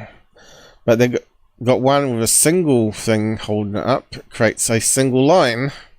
One with two creates a double line as well, but brighter in color, because now we've got more things to reflect off. And they've tried different angles, and it creates a dim version of the 4 one, and then you got one with 3 vanes, and it sort of creates a bright one where it's bright here. Go this way this time, and then it creates a faded one that way. And then you got one with the 4 vanes, which is what most of them have, and it creates a bright one like that. And then you got one on 3 vanes every so many 60 degrees, is it? And it creates a star pattern, but like you'd get with a 1, 2, 3, 4, 5, 6 bladed aperture. So there is a problem with a microscope using mirrors opposed to lenses and apertures. But they also have apertures, and they can also add that in as well. Add in artifacts from that as well. So yeah, so I thought that was quite a good little example there of, but it doesn't include the curve vanes. Now they've got ones that curve different directions, and it changes the pattern completely. I'm not sure if we've got any curved ones listed here, but you can see there are other designs where they've got slight curves in it as well, and it creates different patterns, of course. So like in a telescope, you have a mirror in the middle that's coming down with a rod, and the light comes in the telescope here and then gets concentrated onto the middle mirror here, and then it goes up to the eyepiece where you put your eye against it, and then you see the stars magnified, right? It's basically the same as that spider web one, but you're, instead of having a sensor here, your eye is the sensor. Hopefully that makes sense to you.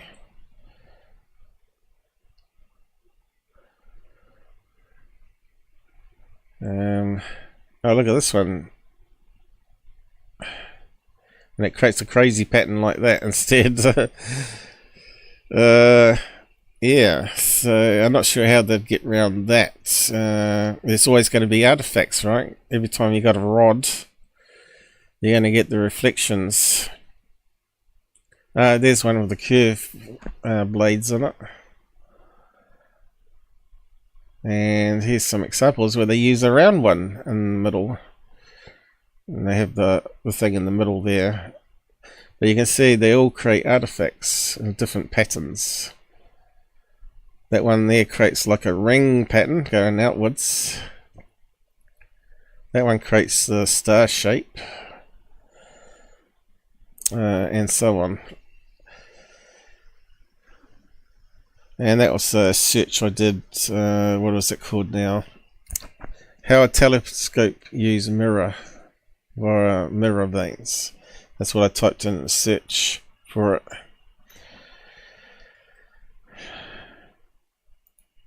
It's starting to make more sense now, isn't it? I'll give you the copy of this one. Have a read of that one.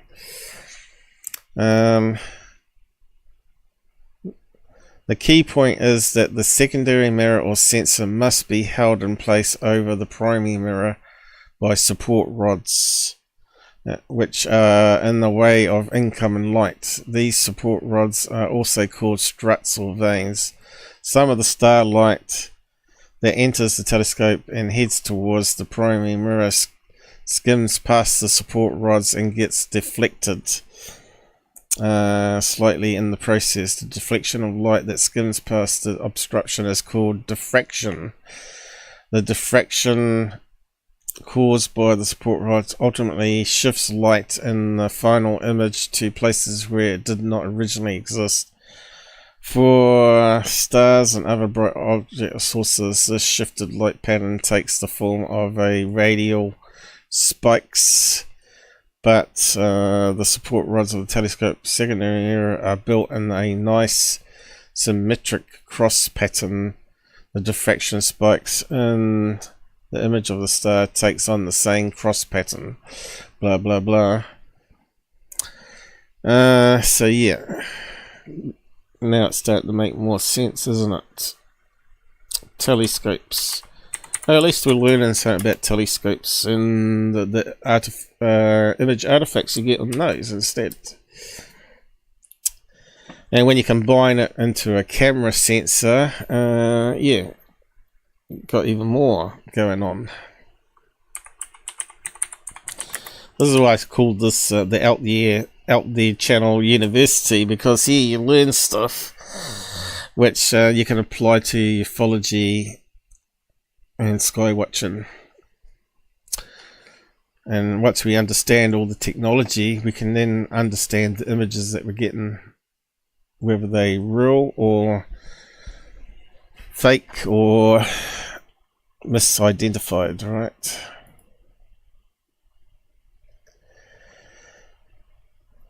What did I say here? Why don't the mirror's crossbar supports and a reflected telescope blocks some of the image. Okay, so that's another thing, right? I suppose I could use that. I might just use that.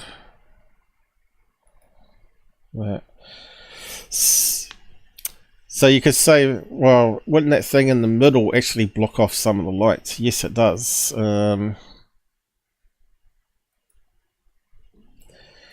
So we got the... I probably should use a circle thing, shouldn't I? Let's just do it a bit better.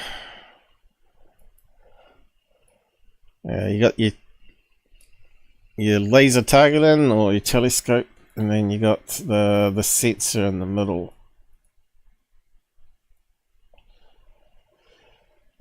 And also in front of that you got your secondary mirror that reflects light back from struts.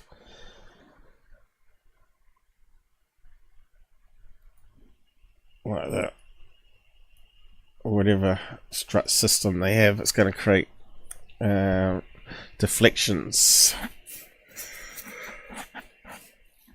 Now you'd think that bit in the middle there would lose some light, and yes it does, because obviously light that's heading directly down to the middle of the dish is not going to make it. It's going to bounce off the back of that and go back out again, or get absorbed or whatever.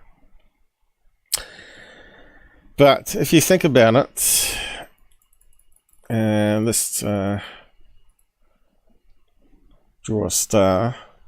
So let's say we're looking at a star in the sky, and you're a man in the middle of the telescope. You're not going to see it because you've got the blockage, right? But technically, if you're here looking at the star, you see all the light coming from it.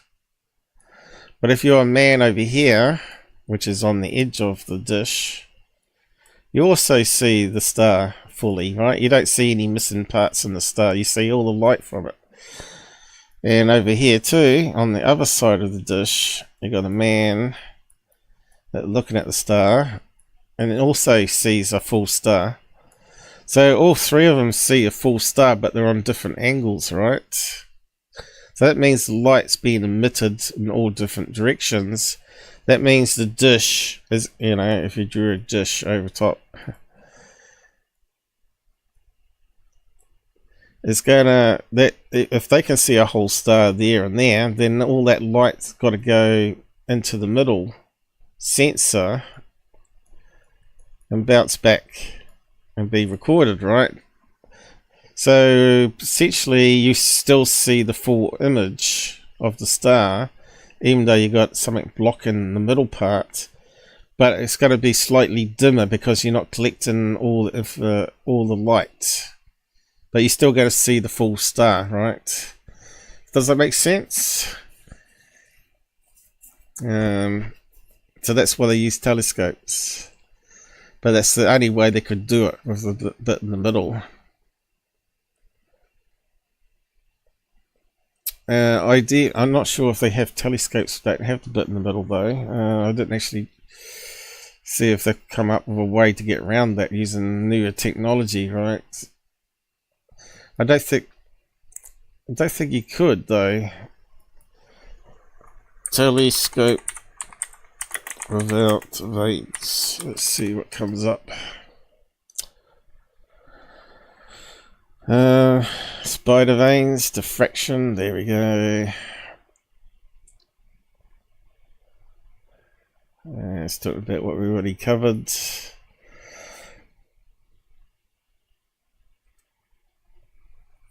Plastic veins. Yeah, even if they were clear, right, it's going to still alter the light coming towards it. This is what I was saying, like to create equipment to study things, you're actually changing what you're seeing because it's somehow creating some sort of artifact. You know, like the double slit experiment, the experiment's made of atoms, and you're firing an electron beam at it, and it you telling me that's not going to interact with the atoms? You know, by observing it, you're changing its properties. So what are we seeing? Is it really what we're seeing, or was it actually something else before we tried to look at it? Yeah, so but yeah, how would you do it without a mirror in the middle to capture the light coming back out the dish? I don't think there's any way you can do it.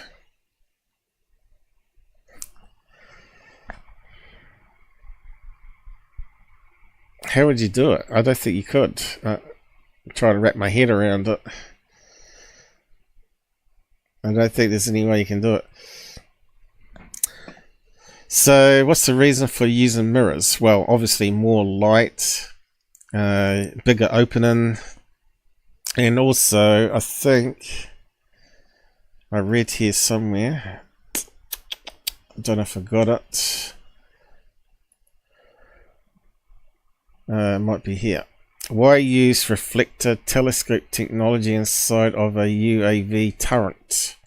Sensors like MTSB instead of a regular camera lens setups. So people answered that one. Rayfon builds the MTSB, has a lot of experience with reflective missile seekers. They understand that working at 12 microns wavelength means a large and heavy set of germanium lenses or a lightweight folded mirror lens. And since long wave infrared optics need to be cooled, it's easier to cool the mirrors than lenses. So as you know, glass weighs quite a lot and has other artifacts because glass still reflects, right? So they opted for mirrors because they can cool it, but also collect more light, is the answer there. And someone's drawn a picture here.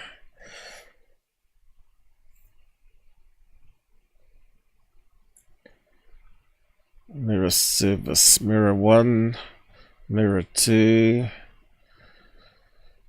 lens 1. So it's actually got glass lens as well. And it's got some other glass lenses in here. So it's got potential of a lot of artifacts. Canon mirrors is very good. So they use it in normal cameras too. You can get cameras with mirrors. Or combination, obviously. System design is a game of making compromises. Things like size, weight. Yeah, so glass weighs quite a bit. Mirrors, as you know, are quite lightweight, right? Field of view, magnification, yeah. So that verifies what I was also knew. So basically Mick West put together what he got collected here from all his helpers, a video. So we'll just play a clip of it now to have a look at what his final solution was. But now I've explained telescopes and the vanes and how interference patterns work. Should make more sense when you watch his video, because he doesn't quite cover it all.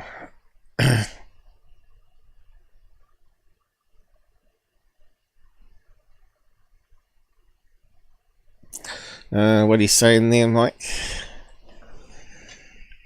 OFC, your UCAN refractors. Those were reflectors you were looking at. I'm not sure what you mean, but this video, called Jellyfish, came out a few days ago. It shows an object seeming to fly over. Okay, that's a jellyfish video. We'll come back to that one. Where's the other one?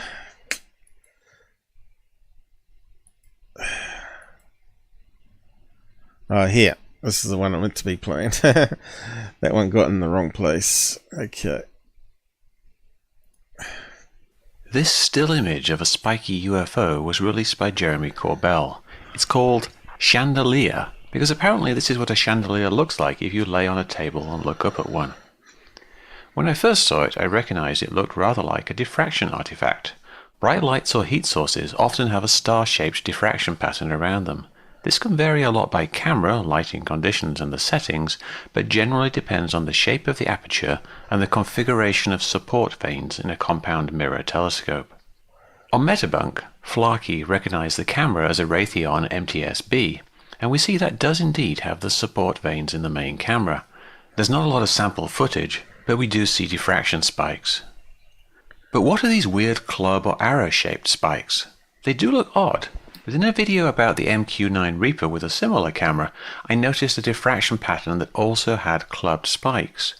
We also see from the lens flare that it has a square or diamond-shaped aperture, which is probably related. Then, John Phil published an announcement. So, the problem here in Mick, he assumes that everybody in the UFO community understands what diffraction is, right? You should at least added that to the video for lay terms. So basically that's what I'm doing now. I'm adding the stuff that's sort of got missed. Okay, so analysis on Metabunk. Using the Masculator software, he used images of... Now, what is the software they're talking about here? Obviously it's to work out diffraction patterns, I guess, where you can type in all the parameters. Focal length there, what's that one say? Wavelengths, because you're looking at infrared, I guess, I don't know. A number of AVI frames. So it creates a little video of the distortion pattern. So yeah, it looks like it might be special software someone wrote that works out all the light reflections based on the vanes and the design of the vanes to see what the end result is, I guess. So let's just carry on. The camera to create an input mask, which is then used to calculate the expected diffraction pattern. John also noticed a crucial point. The vanes on the MTS-B are apodizing. So you can see here they've got a slight bend in them, alright, the curving. And you can see a curve here. Meaning they are a bit wavy. Putting that info into the Masculator gives a diffraction pattern that has the odd club or arrow shapes. So that's what the software generated, and that's what we got in the video.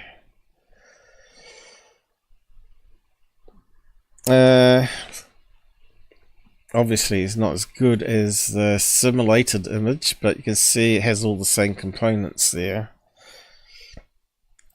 You know, the bit here, the little arrow has faded a wee bit.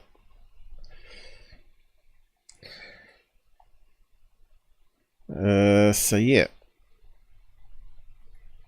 It was lacking the So horizontal. you got to remember here, Mick didn't actually do this. Members of his webpage did it, and now he's just summarized up all the bits to debunk the video.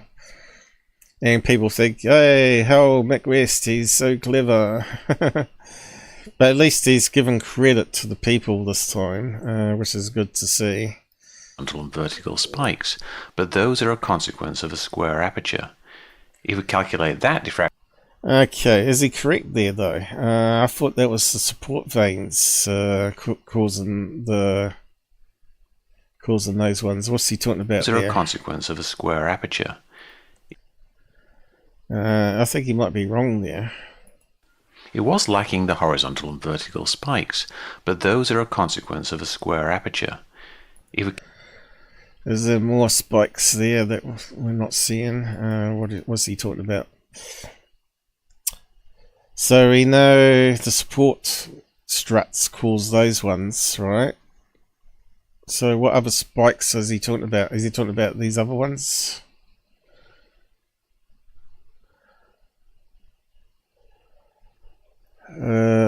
So it looks like that would be the square aperture, but maybe not. So yeah, I'm not sure if he's correct there. I think that might be the veins causing the spikes. But those are a consequence of a square aperture. If we calculate okay, let's just see that what diffraction comes up. pattern and then add them together, we get something. Alright, so he's added the square aperture into this final image. So, what was the... If we calculate that diffraction pattern and then add them together.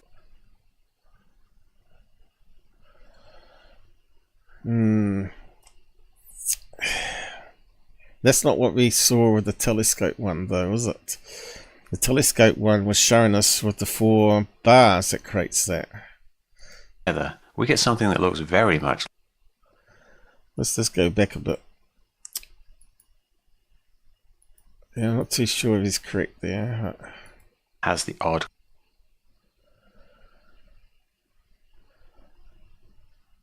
So that's got to be the support ones there in that case. Okay, that might be what's going on. And then he adds in the other one which goes that way with the square aperture, which we're not seeing on this image here. That horizontal line basically. Club or arrow shapes. It was lacking the horizontal and vertical spikes, but those are a consequence of a square aperture.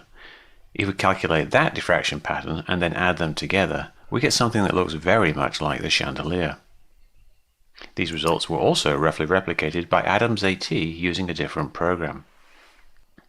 Now, this is just a still image that looks like the expected diffraction artifact of the camera involved, but there's also a description of the object moving around weirdly. We also see what looks a bit like a smoke trail or a contrail. What fits all of these observations?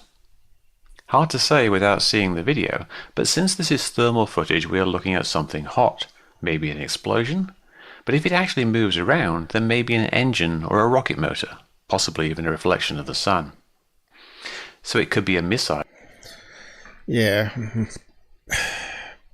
Well, if it's a laser targeting system, they're trying to shoot down,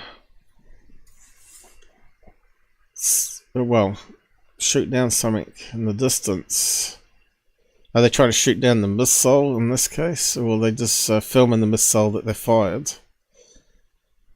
Yeah, we don't really know. It's low information zone again, isn't it? We need to see the video of it. Or an aircraft in the distance flying away. The hot engine or rocket motor gives the bright diffraction artifact. Perspective compression makes the smoke trail look more dramatic than it actually was, and this could also give the illusion that the object is just moving up, down, left and right when it's really flying away at high speed along a slightly irregular path. Again, hard to say without the video. But from this photo... Yeah, that's a good question. I'm not sure if we got any videos of... just close that one down now. Of a missile being fired. I think they go crazy in the sky, don't they? Especially if they're heat seeking. When they fire it from like a melted Jeep or something, it seems to go all over the place, doesn't it? If I remember right, watching various movies anyway. Missile fired. Let's see what we can. See if we can find a video on it.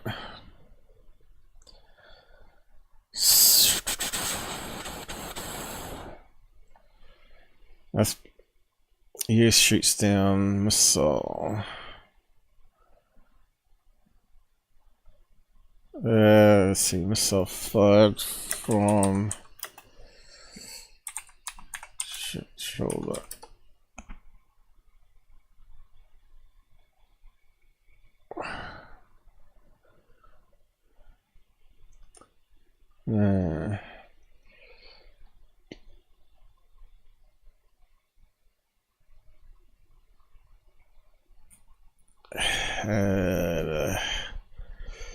It's just hard to know which one will have what we're after.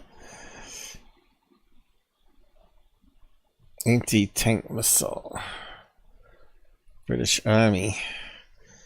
Let's have a look at that one.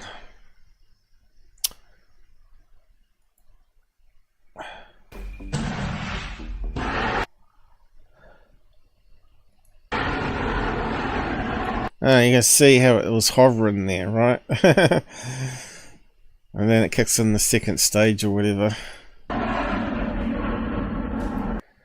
That's really slow moving, isn't it, to start with? Oh, boom. So you can see how the camera would see that as it sort of fired at first.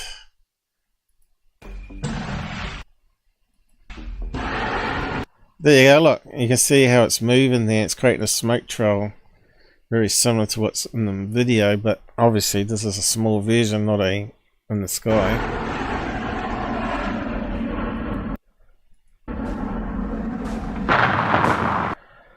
Boom, boom, boom. Have we got some other ones? First part of being... What else we got?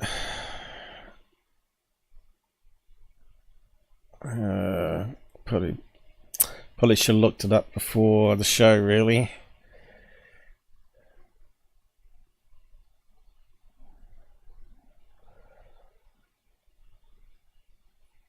Suppose we'll leave it at that, though. We can waste a lot of time otherwise.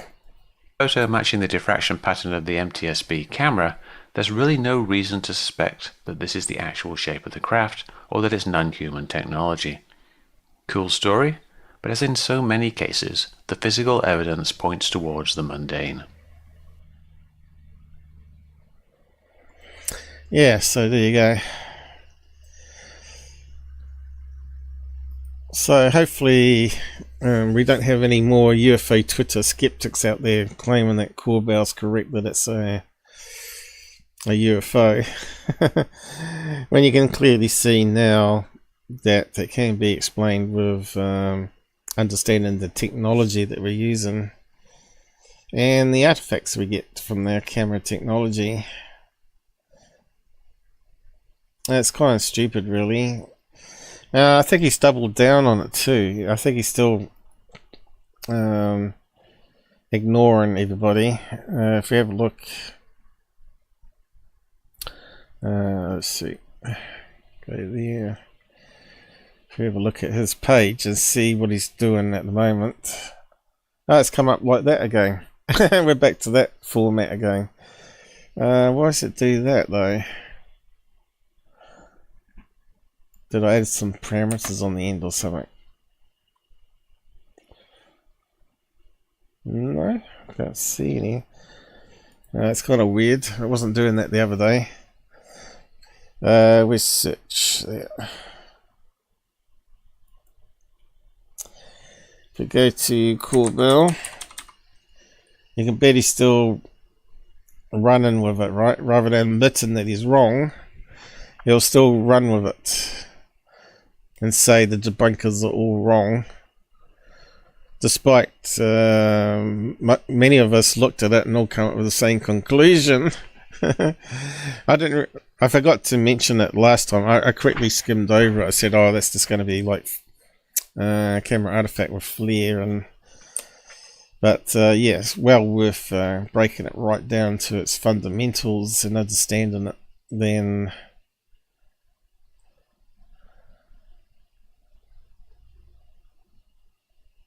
So yeah, what's he done here? Newsflash. A man of his word. He told me that he would text me info on the Twilight Zone episode that I was unaware of. So some more bullshit coming our way by the looks of it.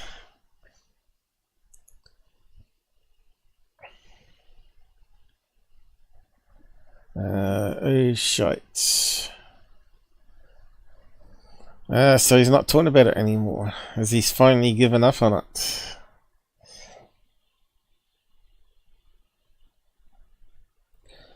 I'll be alone. Here we go. So 20th of Jan. What's it now? Well, that's today. So he's still talking about it. The jellyfish UAP. They should say it's debunked, sold. Now you got to remember they sat on these images for 2 or 3 years or something like that, and I still think it was David Rush that gave him this stuff, and he's been sitting on it. But time will tell whether that information will ever come out. Obviously, it's been illegally leaked. It hasn't been approved by the Pentagon or whatever. Arrow. Check out the extensive report that George Knapp and I put out on our Weaponized podcast. Is ready for viewing. Below is a clip from that report. Warning, if you only heard from others online about what's going on down, you haven't even begun to. We have been able to really find out a lot more about what went down that day. Here's what we heard and what we know to be true at this point, which is that the moment this thing is identified, it was like all hands on deck, shut off feeds to other countries. There were 2 other countries at the base at the time operating. So normally a feed would go to a couple of our allies who were also at this base. Right. And they cut that off. They cut that off. So that was the first thing that was dramatically different than anything before, you know, at this base. Next thing was... Alright, so why would they do that, guys? In case the enemy of... in case it's an enemy balloon bomb system heading their way, and they cut off the feed in case they're somehow hacked into the feed, as we talked about a few live shows back, how they can hack into radio signals, satellite signals. So yeah, that's not unusual, is it? We have been able to really... why did it go big there? I really hate Twitter. Twitter is bullshit. Where's the play button gone? We have been able to really... would go to a couple of our allies who were also at this base. Right. And they cut that off. They cut that off. So that was the first thing that was dramatically different than anything before, you know, at this base. Next thing... I don't see that unusual. The other stuff they probably identified as balloons straight away. This one they weren't sure on. Was that people that are in this command center, you know, they're seeing this feed, and they're told to go out and look with night vision. And how I understand it is they could not see it with the NVG's night vision goggles. They could not see it. So it has a thermal... Alright, so that makes perfect sense, right? Green screen night vision goggles, right, takes what light photons it detects, converts it to electrons, amplifies up the electrons, and fires an electron beam at a phosphorus screen. So it basically magnifies the luminosity onto a phosphorus screen where we can actually see it with our eyes, right? So it makes sense that if it's a bunch of balloons, it's going to be reflecting the surrounding ambient temperature, right? Ambient light. So it will blend in with the sky. So you won't see it with night goggles, right? So there's nothing unusual about that, right? Night vision goggles. So that's night vision goggles are slightly different to night vision cameras that we use around the house here, which send out illuminator light, infrared light, and it bounces back, and the sensor detects it. Or color night vision, it sends out natural light and bounces back. Night vision goggles. I'm not sure if I typed it in right, but let's see, images. So they've gone outside with these on, right?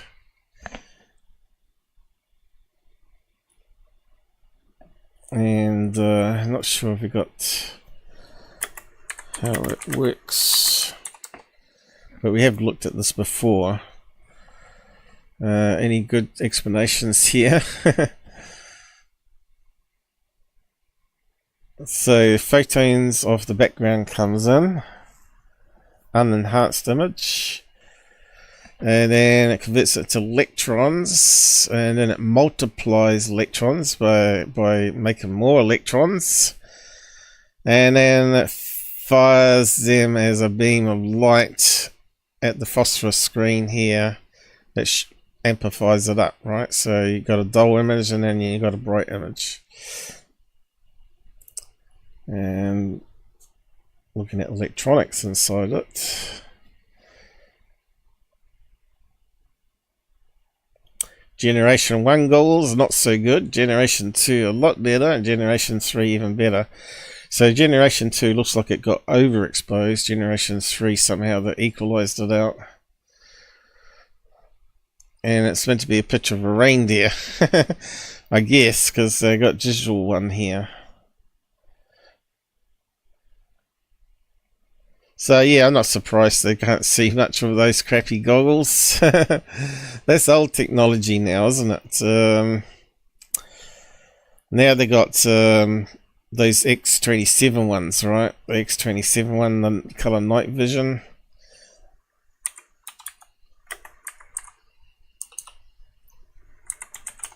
We've got some images of it.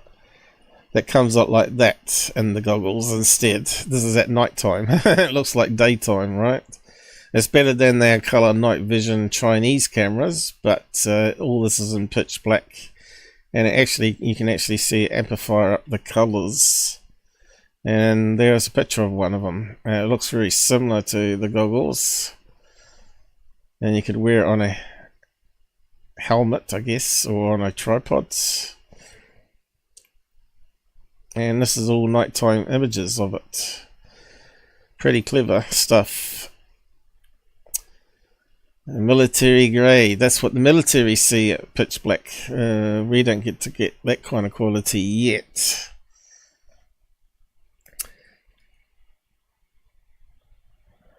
Well, signature, but from the reports, it doesn't have like an infrared signature, like a light signature, which is weird. You think something thermally is going hot.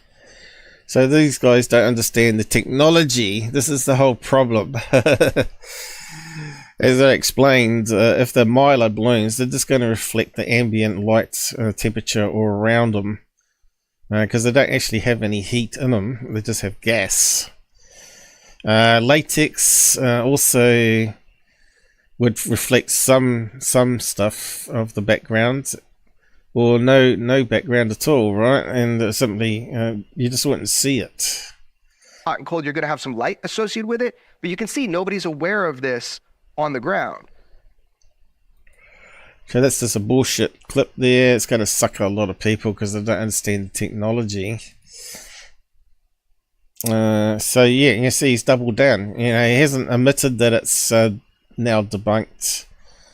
There's a bunch of wedding balloons, 2 wedding balloons. And what's the other one? He hasn't talked about the other one being a camera artifact. Has he? Here we go. So when was that? Not since 4 days ago. So let's have a look at that one. Isn't that when it first came out though?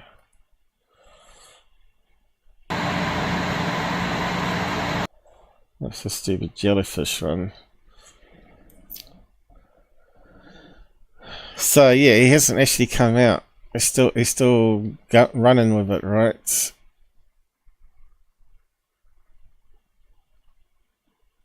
Yeah, he's quite an annoying guy.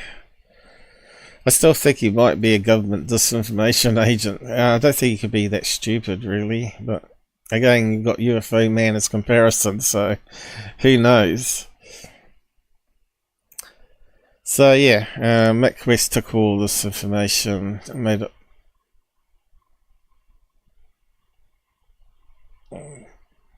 up his little 3-minute video there.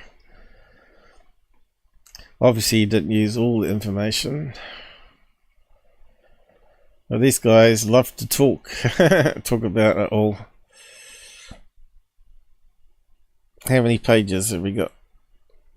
I didn't do too much talking on it.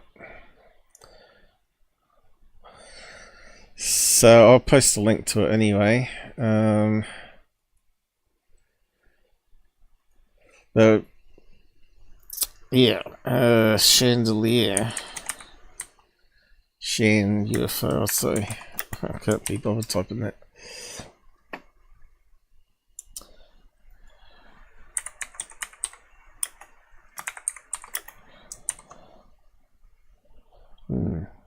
Very slow for some reason. I'm not going to be able to get through it all today. And these guys will be getting tired by now, wouldn't you? Coming up to 3 hours. Mirrors, crossbar supports, yeah. I think we went through that one quickly, didn't we? Is there anything there that I've missed or confused about? Just say so in the side comments and we'll correct it.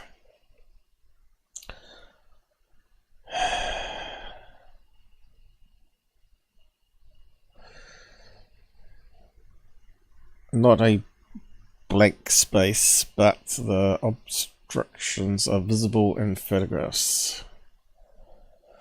So I'm not sure what they're talking about there. The struts, what they're talking about.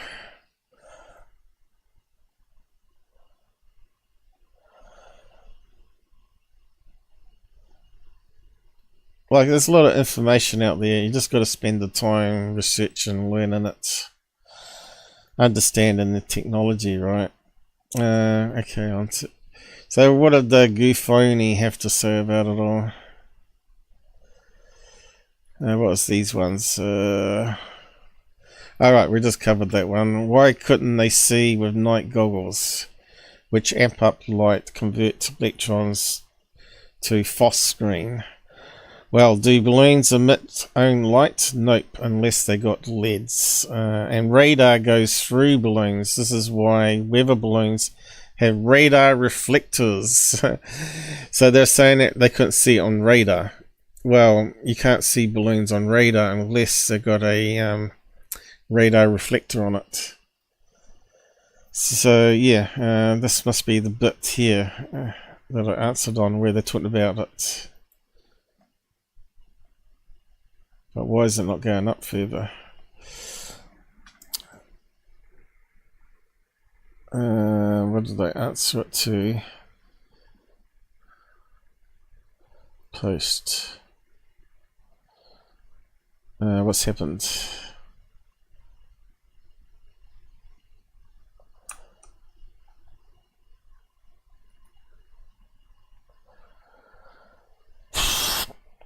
Won't let me get back to it for some reason.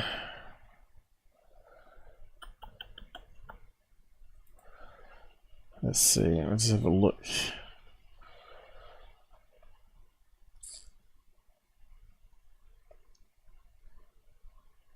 Let's see, is that one?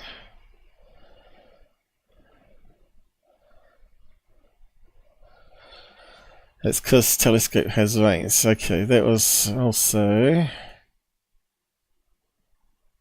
of UFO interest. He found another image here.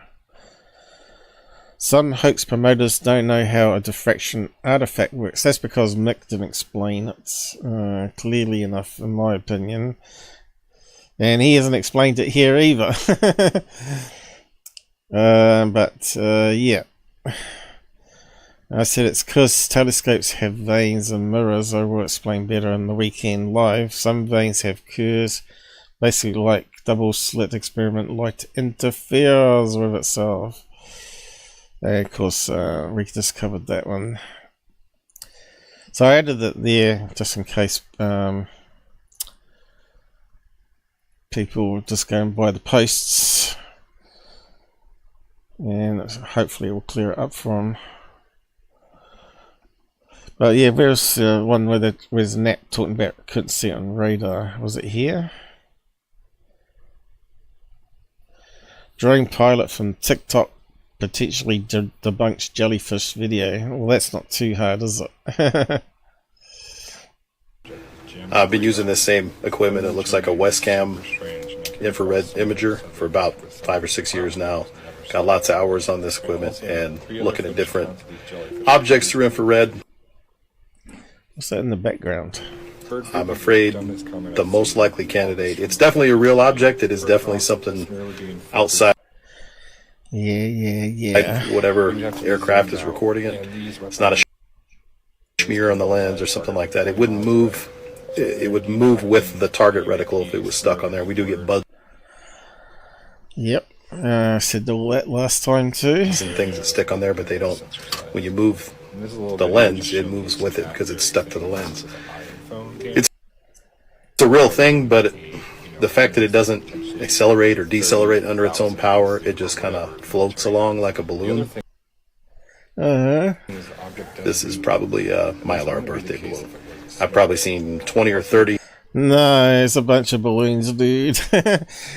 So even the experts are not 100%. So, you know, the people that do it every day still don't know. Birthday balloons float up from parties, kids' parties and things like that. So he obviously hasn't had a deep look at it, but there's definitely multiple balloons.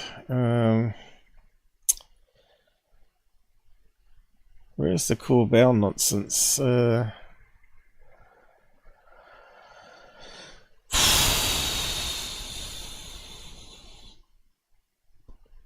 It could be here.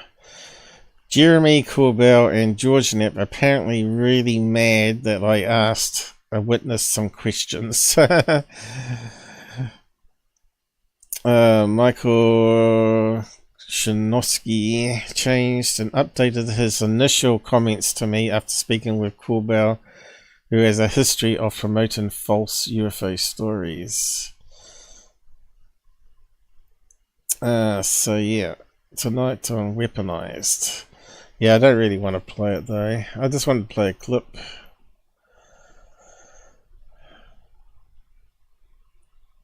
It's on the webpage there somewhere. It could be here.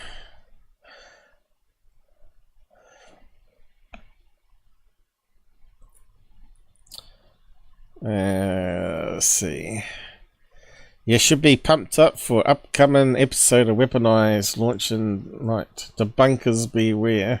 What an asshole. You should beware because we got you. What was that one?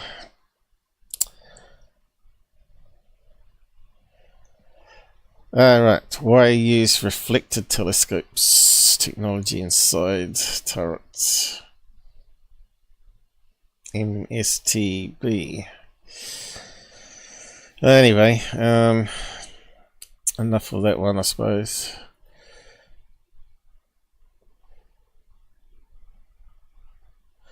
Few details missing, so naysayers will keep saying nah. Like lay term it to how the pattern is formed from mirrors and camera parts internal.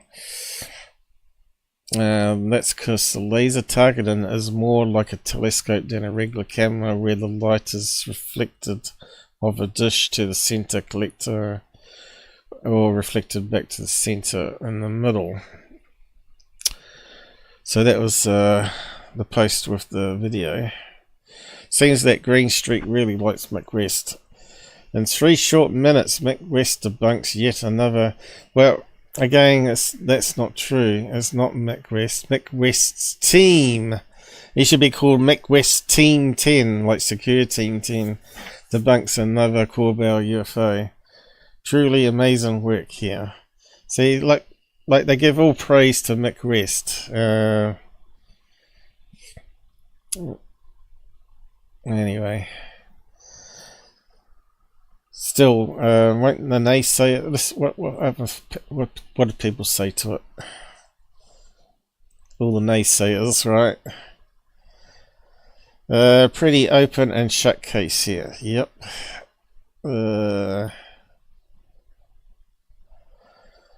Cool stories about cool stories are so truly amazing. My God, those brown envelopes must be flying in now. Don't know what these people are on about.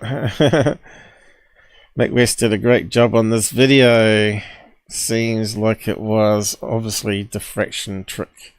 So again, Mick West gets all the credit. All these videos are nothing to do with actual UAP. The alleged diffraction pattern hasn't been fully reproduced. Until then, the debunk will remain inconclusive. What's he talking about though? It has been proven. There's enough evidence out there. Shows the same diffraction patterns from the telescope mirrors and struts. So this is a problem again, isn't it? This is the type of people that are a problem here. They keep the grift going. Corbell is a complete and utter fraud and embarrassment, so that's that. What's most amazing is the Department of Defense and Congress who are setting up who departments to deal with this stuff when Mick is doing it in his spare time. Or they're part of the disinformation. People just don't understand how the government works, obviously, right? They're going to claim the experts couldn't solve it to keep the disinformation going. This is absurd. He didn't debunk anything. It's actually impossible to base on this still image. He explained why a light source shows the way it did with the camera used, but did nothing to debunk it as a UAP. Really, just a waste of time. So this is a problem of the mentality in UFO field, right? I can see it solved. I'm pretty sure you guys down the side check can see it solved, but this guy can't see it solved. I think this guy probably doesn't even know what a diffraction pattern is. And of course, Corbell only gave us a single image to work with. They didn't give us the full video. And the full video probably give us some telltale signs that it actually is a missile, right?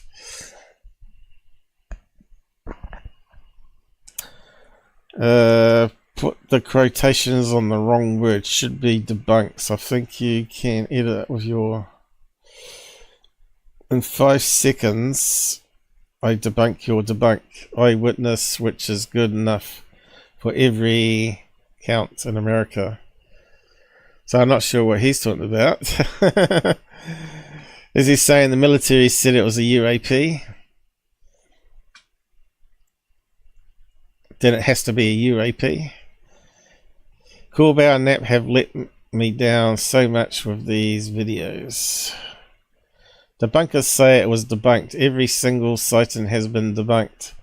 The one thing we know is that the UAP phenomenon is real and being withheld from the public. Because 99% of it is this mundane bullshit or hoaxes. There's that 1% that hasn't been debunked though. But it gets lost in the noise. Jellyfish is legit. I'm still undecided on this bad boy. So we can't win. We can't possibly win. You can't educate stupid, is the saying, right? And you can't educate Google either. They want to control the narrative. Google and mainstream media and government. You seem to be the disinformation side of this topic. No, he's the credible thinking side of things, unfortunately. How can you debunk without interviewing witnesses? Well, you don't need to. If you can replicate the pattern using known software with light rays, then it's debunked. It's not a chandelier, because they're looking at the chandelier as a UFO still. It's just stupid.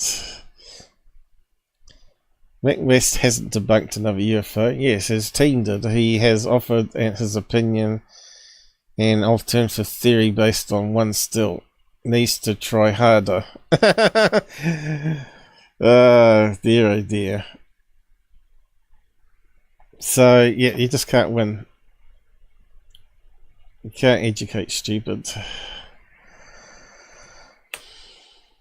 And talking about stupid, we've got GUFON. So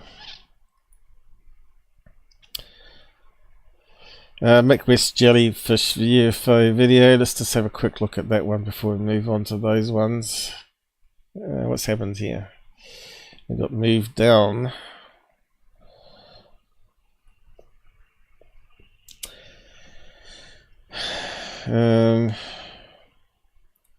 Over a US military base in Iraq.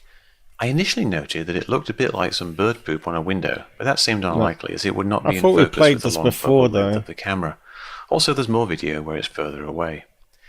So the next obvious possibility is some balloons, perhaps with parallax from the moving plane or drone, which is creating the illusion of motion. We've found out since it was actually a airborne blimp camera platform. But then after the video location was found, and a witness familiar with the situation came forward, it became clear that this was recorded from a surveillance balloon, a stationary camera, so the object was actually moving. The building configurations in the base have changed quite a bit over the last 6 years, but what matches is from 2017, which also matches what the witness said, even though the video description said 2018. We can use the matching buildings for a quick line-of-sight analysis. The surveillance balloon's location can be seen in Google Earth. This is the base of the balloon's tether. The balloon itself moves around a bit with the wind, but it's near this location. To calculate its altitude, I adjusted that altitude to match the roofline angle of this building. It looked right at about 750 meters, or around 2. Yeah, all this effort you have to put in to convince people, and still they deny it, right? You know, when you can just look at the image and see it's balloons, you have to go into this depth of analysis just to prove it beyond reason that it's what it is, you know. It's just ridiculous. Feet. I put the camera at that altitude over the balloon tether in sitrec, and then added a ground track from the start to the end positions of the object, based on the video and the geolocated buildings. Then, I set up a straight line traversal, and it's a pretty good match.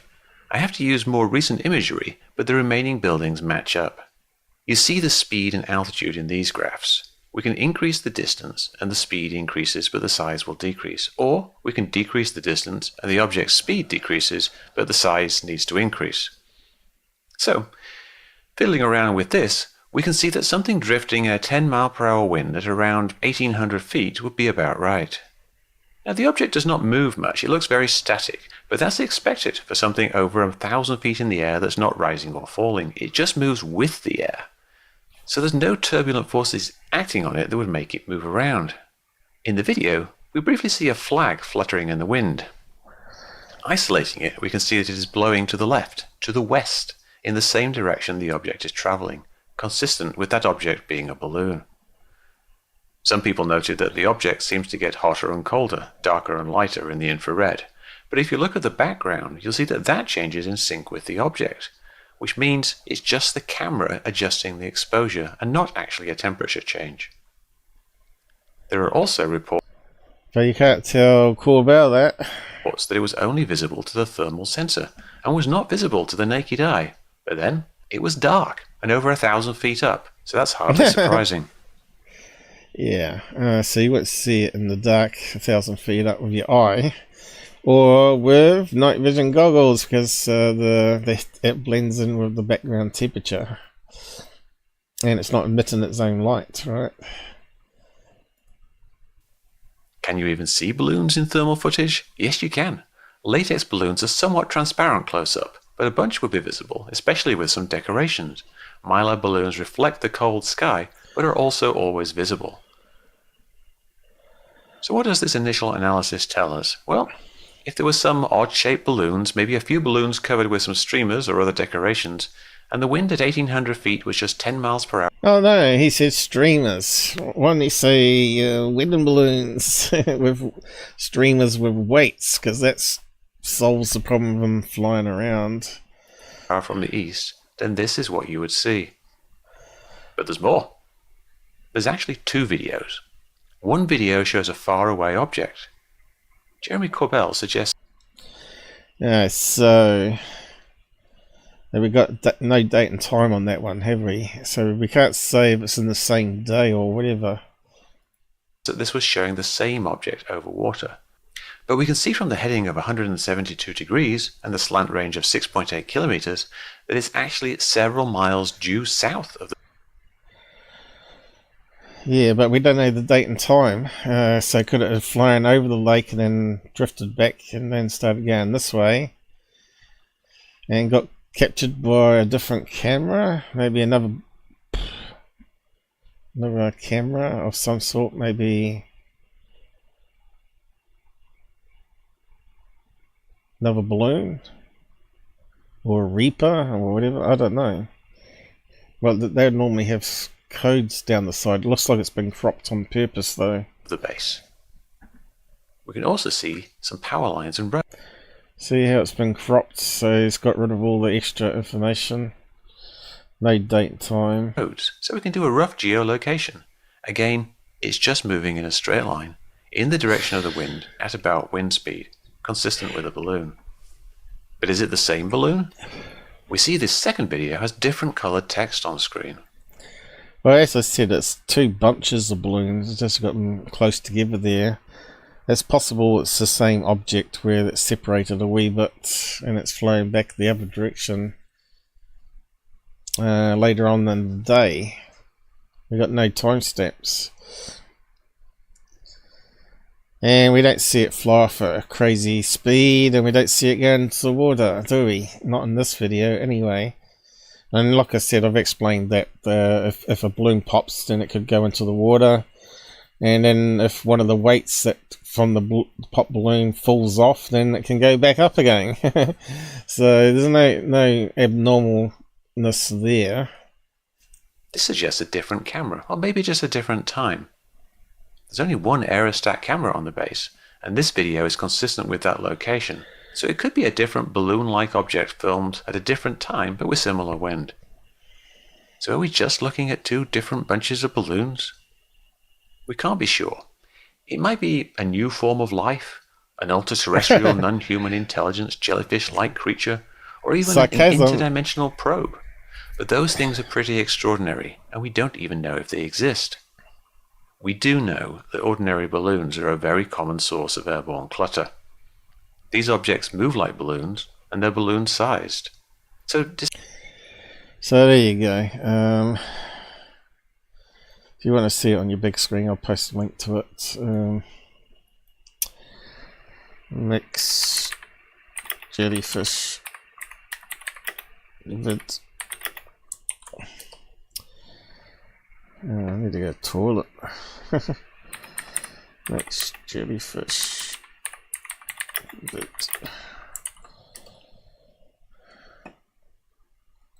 Okay. I'll just wrap up on this other stuff. It looks like I'm going to have to push the other stuff again. But yeah, someone wanted me to cover that on the comments. I can't remember what the person's name was now. So I thought, yeah, I'll add it on to the next live show. I forgot to mention it. But this allowed me to do more lookup of information and post it into tabs for a live show anyway, and make a better job of it. So what's this guy doing with his clickbait headings? How's a nice contact with aliens ended as open season on humans? What a load of crap this guy comes up with.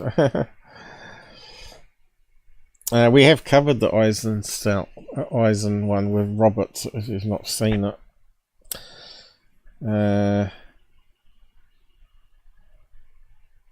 And all the red flags, right? Ah, that's much better. That's all it needed. That's all. Just needed a drink. Around the pole. When the crew flew over the area where the air sampling station was supposed to be. Yeah, I can't believe it. Yeah, I'm not too sure where we're meant to be with this one. That's what am I doing? That's Ancient Aliens, Rich. But I told you the story. They took the shortcut to save time and go past the zone to go pick up this guy. And on their way back or on their way there, They went through the no-fly zone and saw what looked like a huge hole in the ice.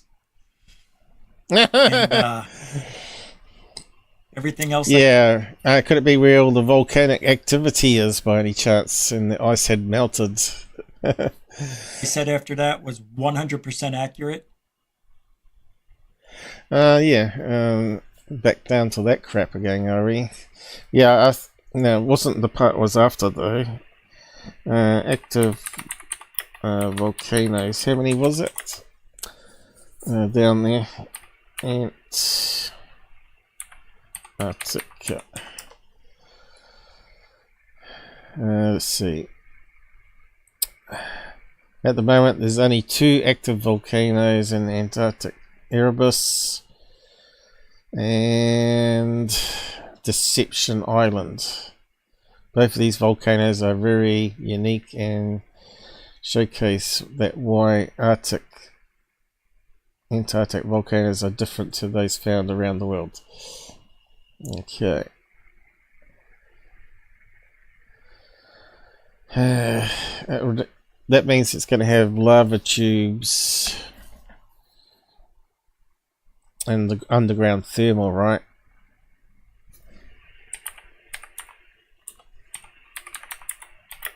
Underground thermal lakes. Let's see what comes up on that. Lake Vostok is the largest of Antarctica's 675 known subglacial lakes. Is located southern pole. Yeah, but is it hot? Is it hot lake? I said thermal there, so do I have to put quotes?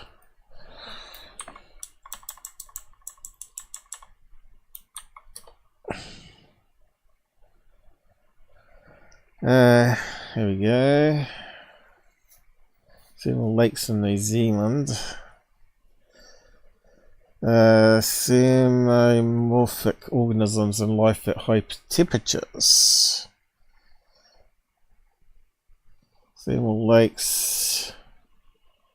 Antarctica has a bottom temperature of 250 Celsius.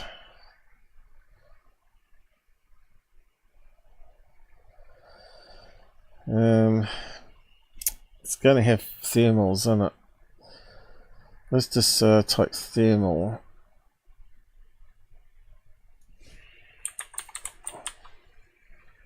Map. Let's see. Maybe that's what we're after.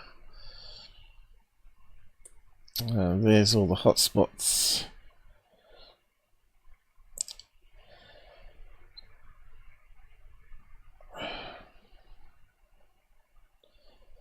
Geothermal heat flux map. But anyway, I'm pretty sure you could explain a hole show up in the ice, right? Scientists map heat beneath Antarctic's ice sheets. Here we go. What year was that?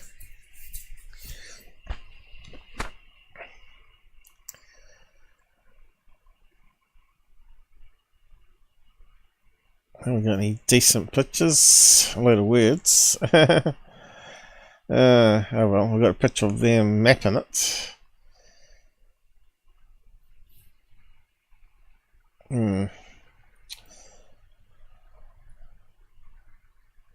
Heat flow map. Let's have a look at that one.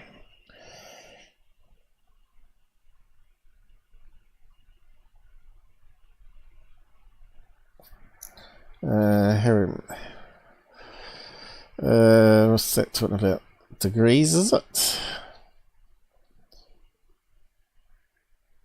Oh, yeah, I'm not too sure how you read that. It's getting too complicated now. Need some time to study it. But yeah, it's probably going to be lava tubes and thermal streams and all that sort of stuff.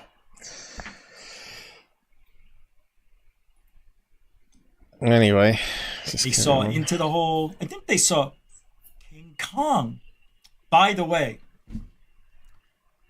I keep forgetting. I'm gonna go see Godzilla -1. Oh no. Okay, so what?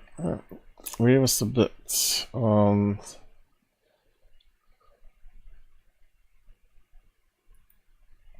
Must be at the beginning here. For some reason, it's not keeping my bookmarks. I normally have a time on the end, and it never goes there, does it? Happened, you may never talk about it. The next day, everybody involved, and even if they weren't involved, they were questioned. They had to sign specific NDAs for that event. Now remember, they already signed NDAs just to be there. These are our top dog intelligence officers. So they cut off the feeds.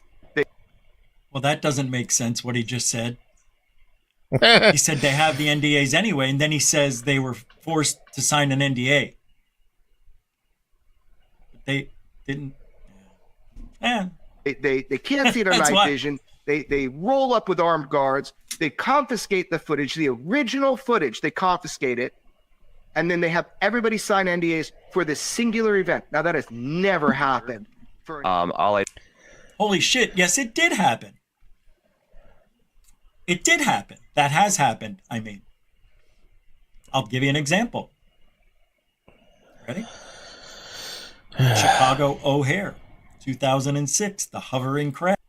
Yeah, they stole the radar tapes, wasn't it? All the radar information. The guy made a copy of it, though. Skip on a bit. Armed guards. They confiscate the footage, the original footage. They confiscate it.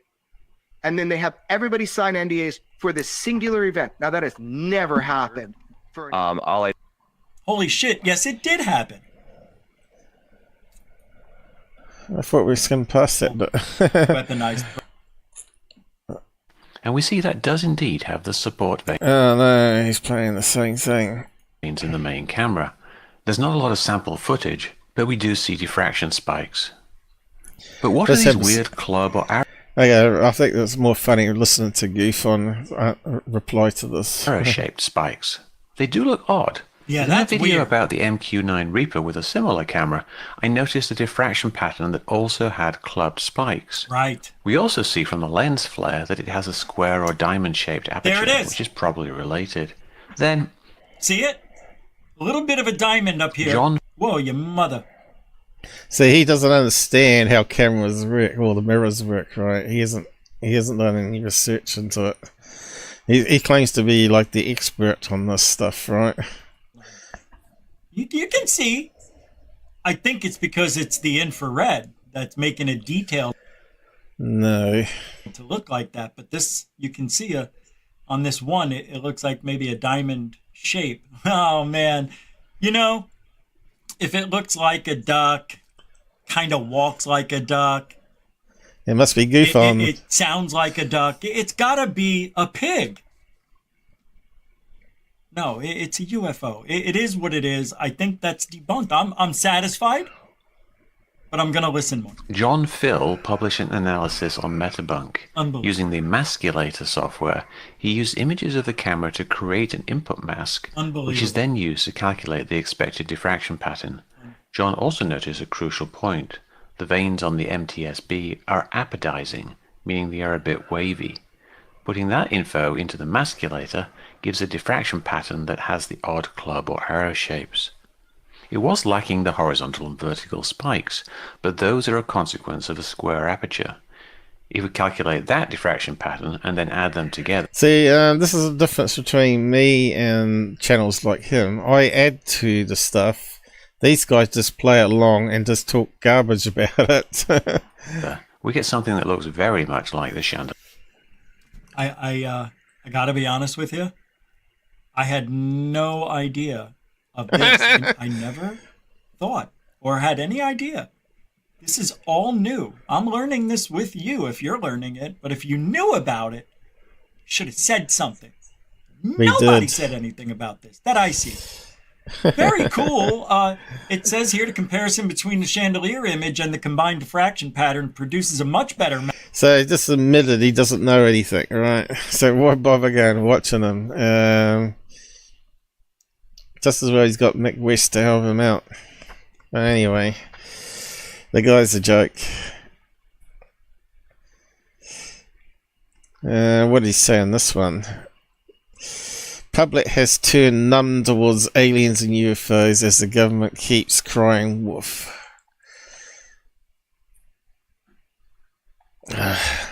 Probably in the wrong place again, probably. That's a guy in there. His nose, the eye. What's he talking about here? Anyway, there was something here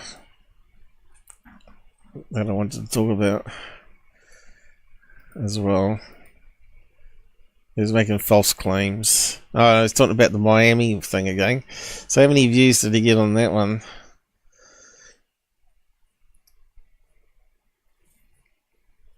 What does it say? Over 1,000, right? But he didn't put Miami in the thing. Miami aliens, he would have got probably 10,000 views if he did. Officers know that they was not there. Corbell, no. A couple of jump scares and whatnot. What was I meant to show on this one? Google is now losing my bookmarks.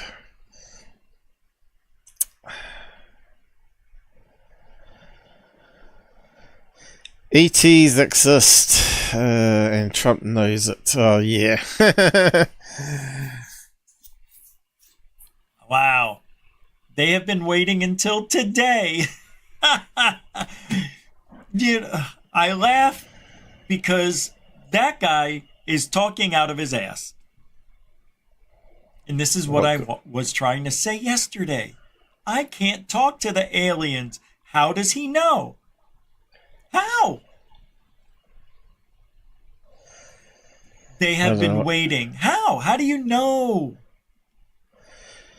How do you know? You can't talk to them. They haven't talked to me yet. I've only seen them. Did anybody ask you if you were afraid of aliens contacting Earth?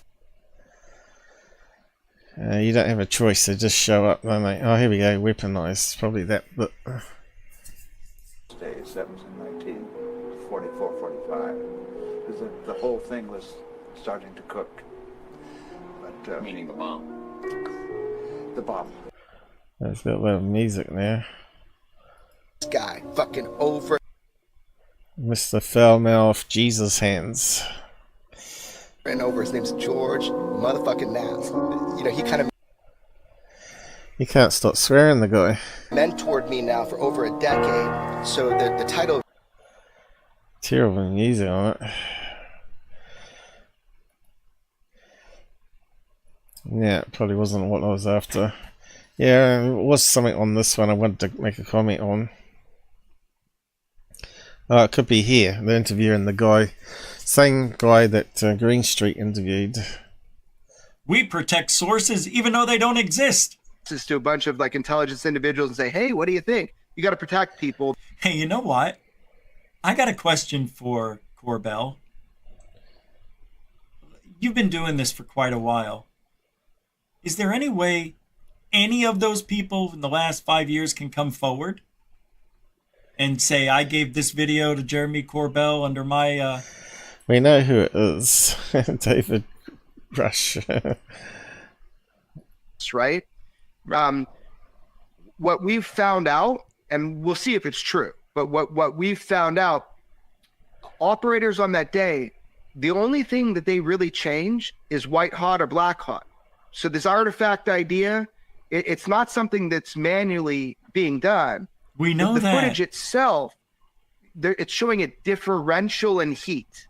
So you can definitely get like a false positive that something is going like hot and cold, if it's going over in the differential in the camera, but it's not a manual thing.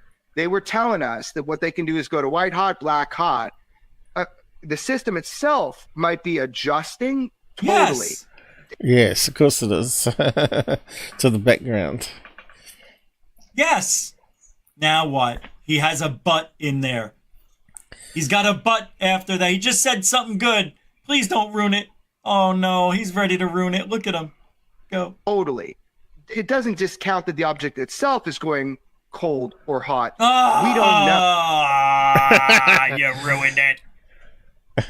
And not even the expert. First of all, why would the entire object just all of a sudden, look brighter, and then go back to the way it was? It is sensory overload, I'm telling you. Yeah, common sense. Even GUFON can get that correct, right? So why can't Corbell get that correct? Why would a UFO suddenly go hot and cold for no apparent reason? It wouldn't make any sense whatsoever. It would fade away and then disappear if it was cloaking, right? It wouldn't simply just come back in and out, in and out, in and out. That doesn't make any sense whatsoever. Those FLIR cameras are very... So this is the video I was trying to find earlier that I commented on, but yeah, it looks like it's there anyway. But they're talking about it couldn't be seen on radar, but that makes sense if it's balloons without a radar reflector. Buts. We don't know. No buts, man. Oh, you ended it. There was another part to it about the radar. This world we're living in. Whereabouts was a bit about radar. Jammer Travel sees dead people every single night. Since probably. Let's just go back ideas there. about whether that's the object that's changing or the background or both? I think that's more of a sensor thing. The sensor kind of like an autofocus on a camera. Thank God. Oh my God, I can't believe he actually told the truth. So that's the guy that was witness that Mick West interviewed and Greenstreet interviewed. So right now, this guy might... But yeah, there was a bit about the radar too, but yeah, whereabouts was it? Maybe he's cut it out. Anyway, it doesn't matter. You can go and watch the full interview if you want to, but yeah, it's just garbage, isn't it? Can all be explained. But anyway, I best to leave it there again. I need to head to the toilet myself and get drink and food or whatever. Although I feel right now, I've had the biscuits, probably gone to high sugars now. Yeah, so yeah, thanks for joining this. I don't think we had too much interaction on Pilled, but someone popped their head in there. I'll say good night now. If you got any questions, pop it up now. Or forever hold your peace. I think Michael King's fallen asleep, has he? Oh no, he's still here. Laters, man. Back to gaming or back to bed? Yeah, thanks for joining the city, mate. Thanks for the donation. I think it was you, wasn't it? No, it was Shogun this time. Thanks again for your donations there, and yeah. Hopefully I don't keep getting disappointed with UFO stuff and finally give it up as a lost cause, because it really does seem to be like a lost cause just reading those comments on Twitter there, when it's clearly obviously balloons and the other one was a camera artifact, cherry pick frame, so you can't really do much with it. But yeah, it's just stupid. Gaming. Oh no. Looks like maybe Shogun's gone to sleep though. But anyway, I'm just going to wrap up now. Hopefully you enjoyed it today anyway. I've been really busy doing other projects. And it's been very tiring with the heat here as well. So take care on the roads everybody, and we'll see you again next live show. I think Third Phase has been putting up a load of crap lately too. Maybe I'll go over that.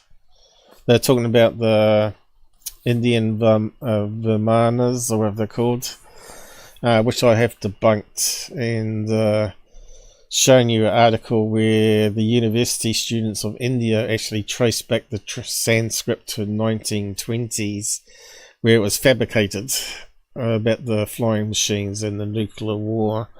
So it's a made-up story. Even they proved that the Sanskrit wasn't original Sanskrit. But yeah, maybe I need to recap that one again because it was across a couple of episodes, I think. There's always stuff we can do better or recap better. Google might not like it though and may delete my episode and give me a community strike. So be it. You'll just have to join me on Pilled for live streaming instead, or Rumble or whatever. I think I have to pay for Rumble though. But anyway, better end it and stop yapping.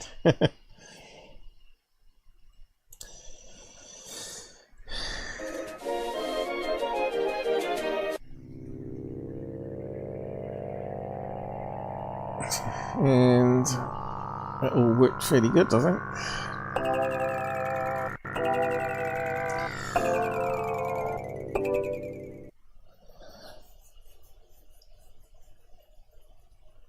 I didn't notice any problems anyway.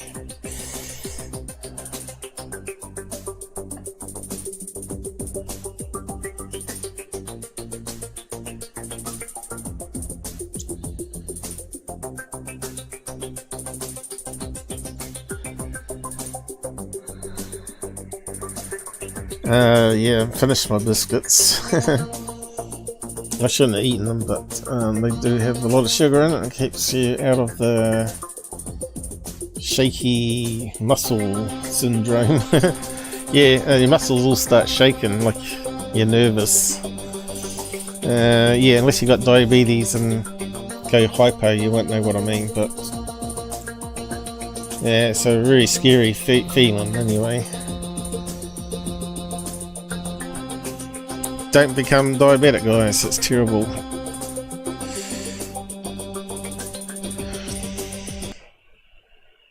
Yeah, I better end it.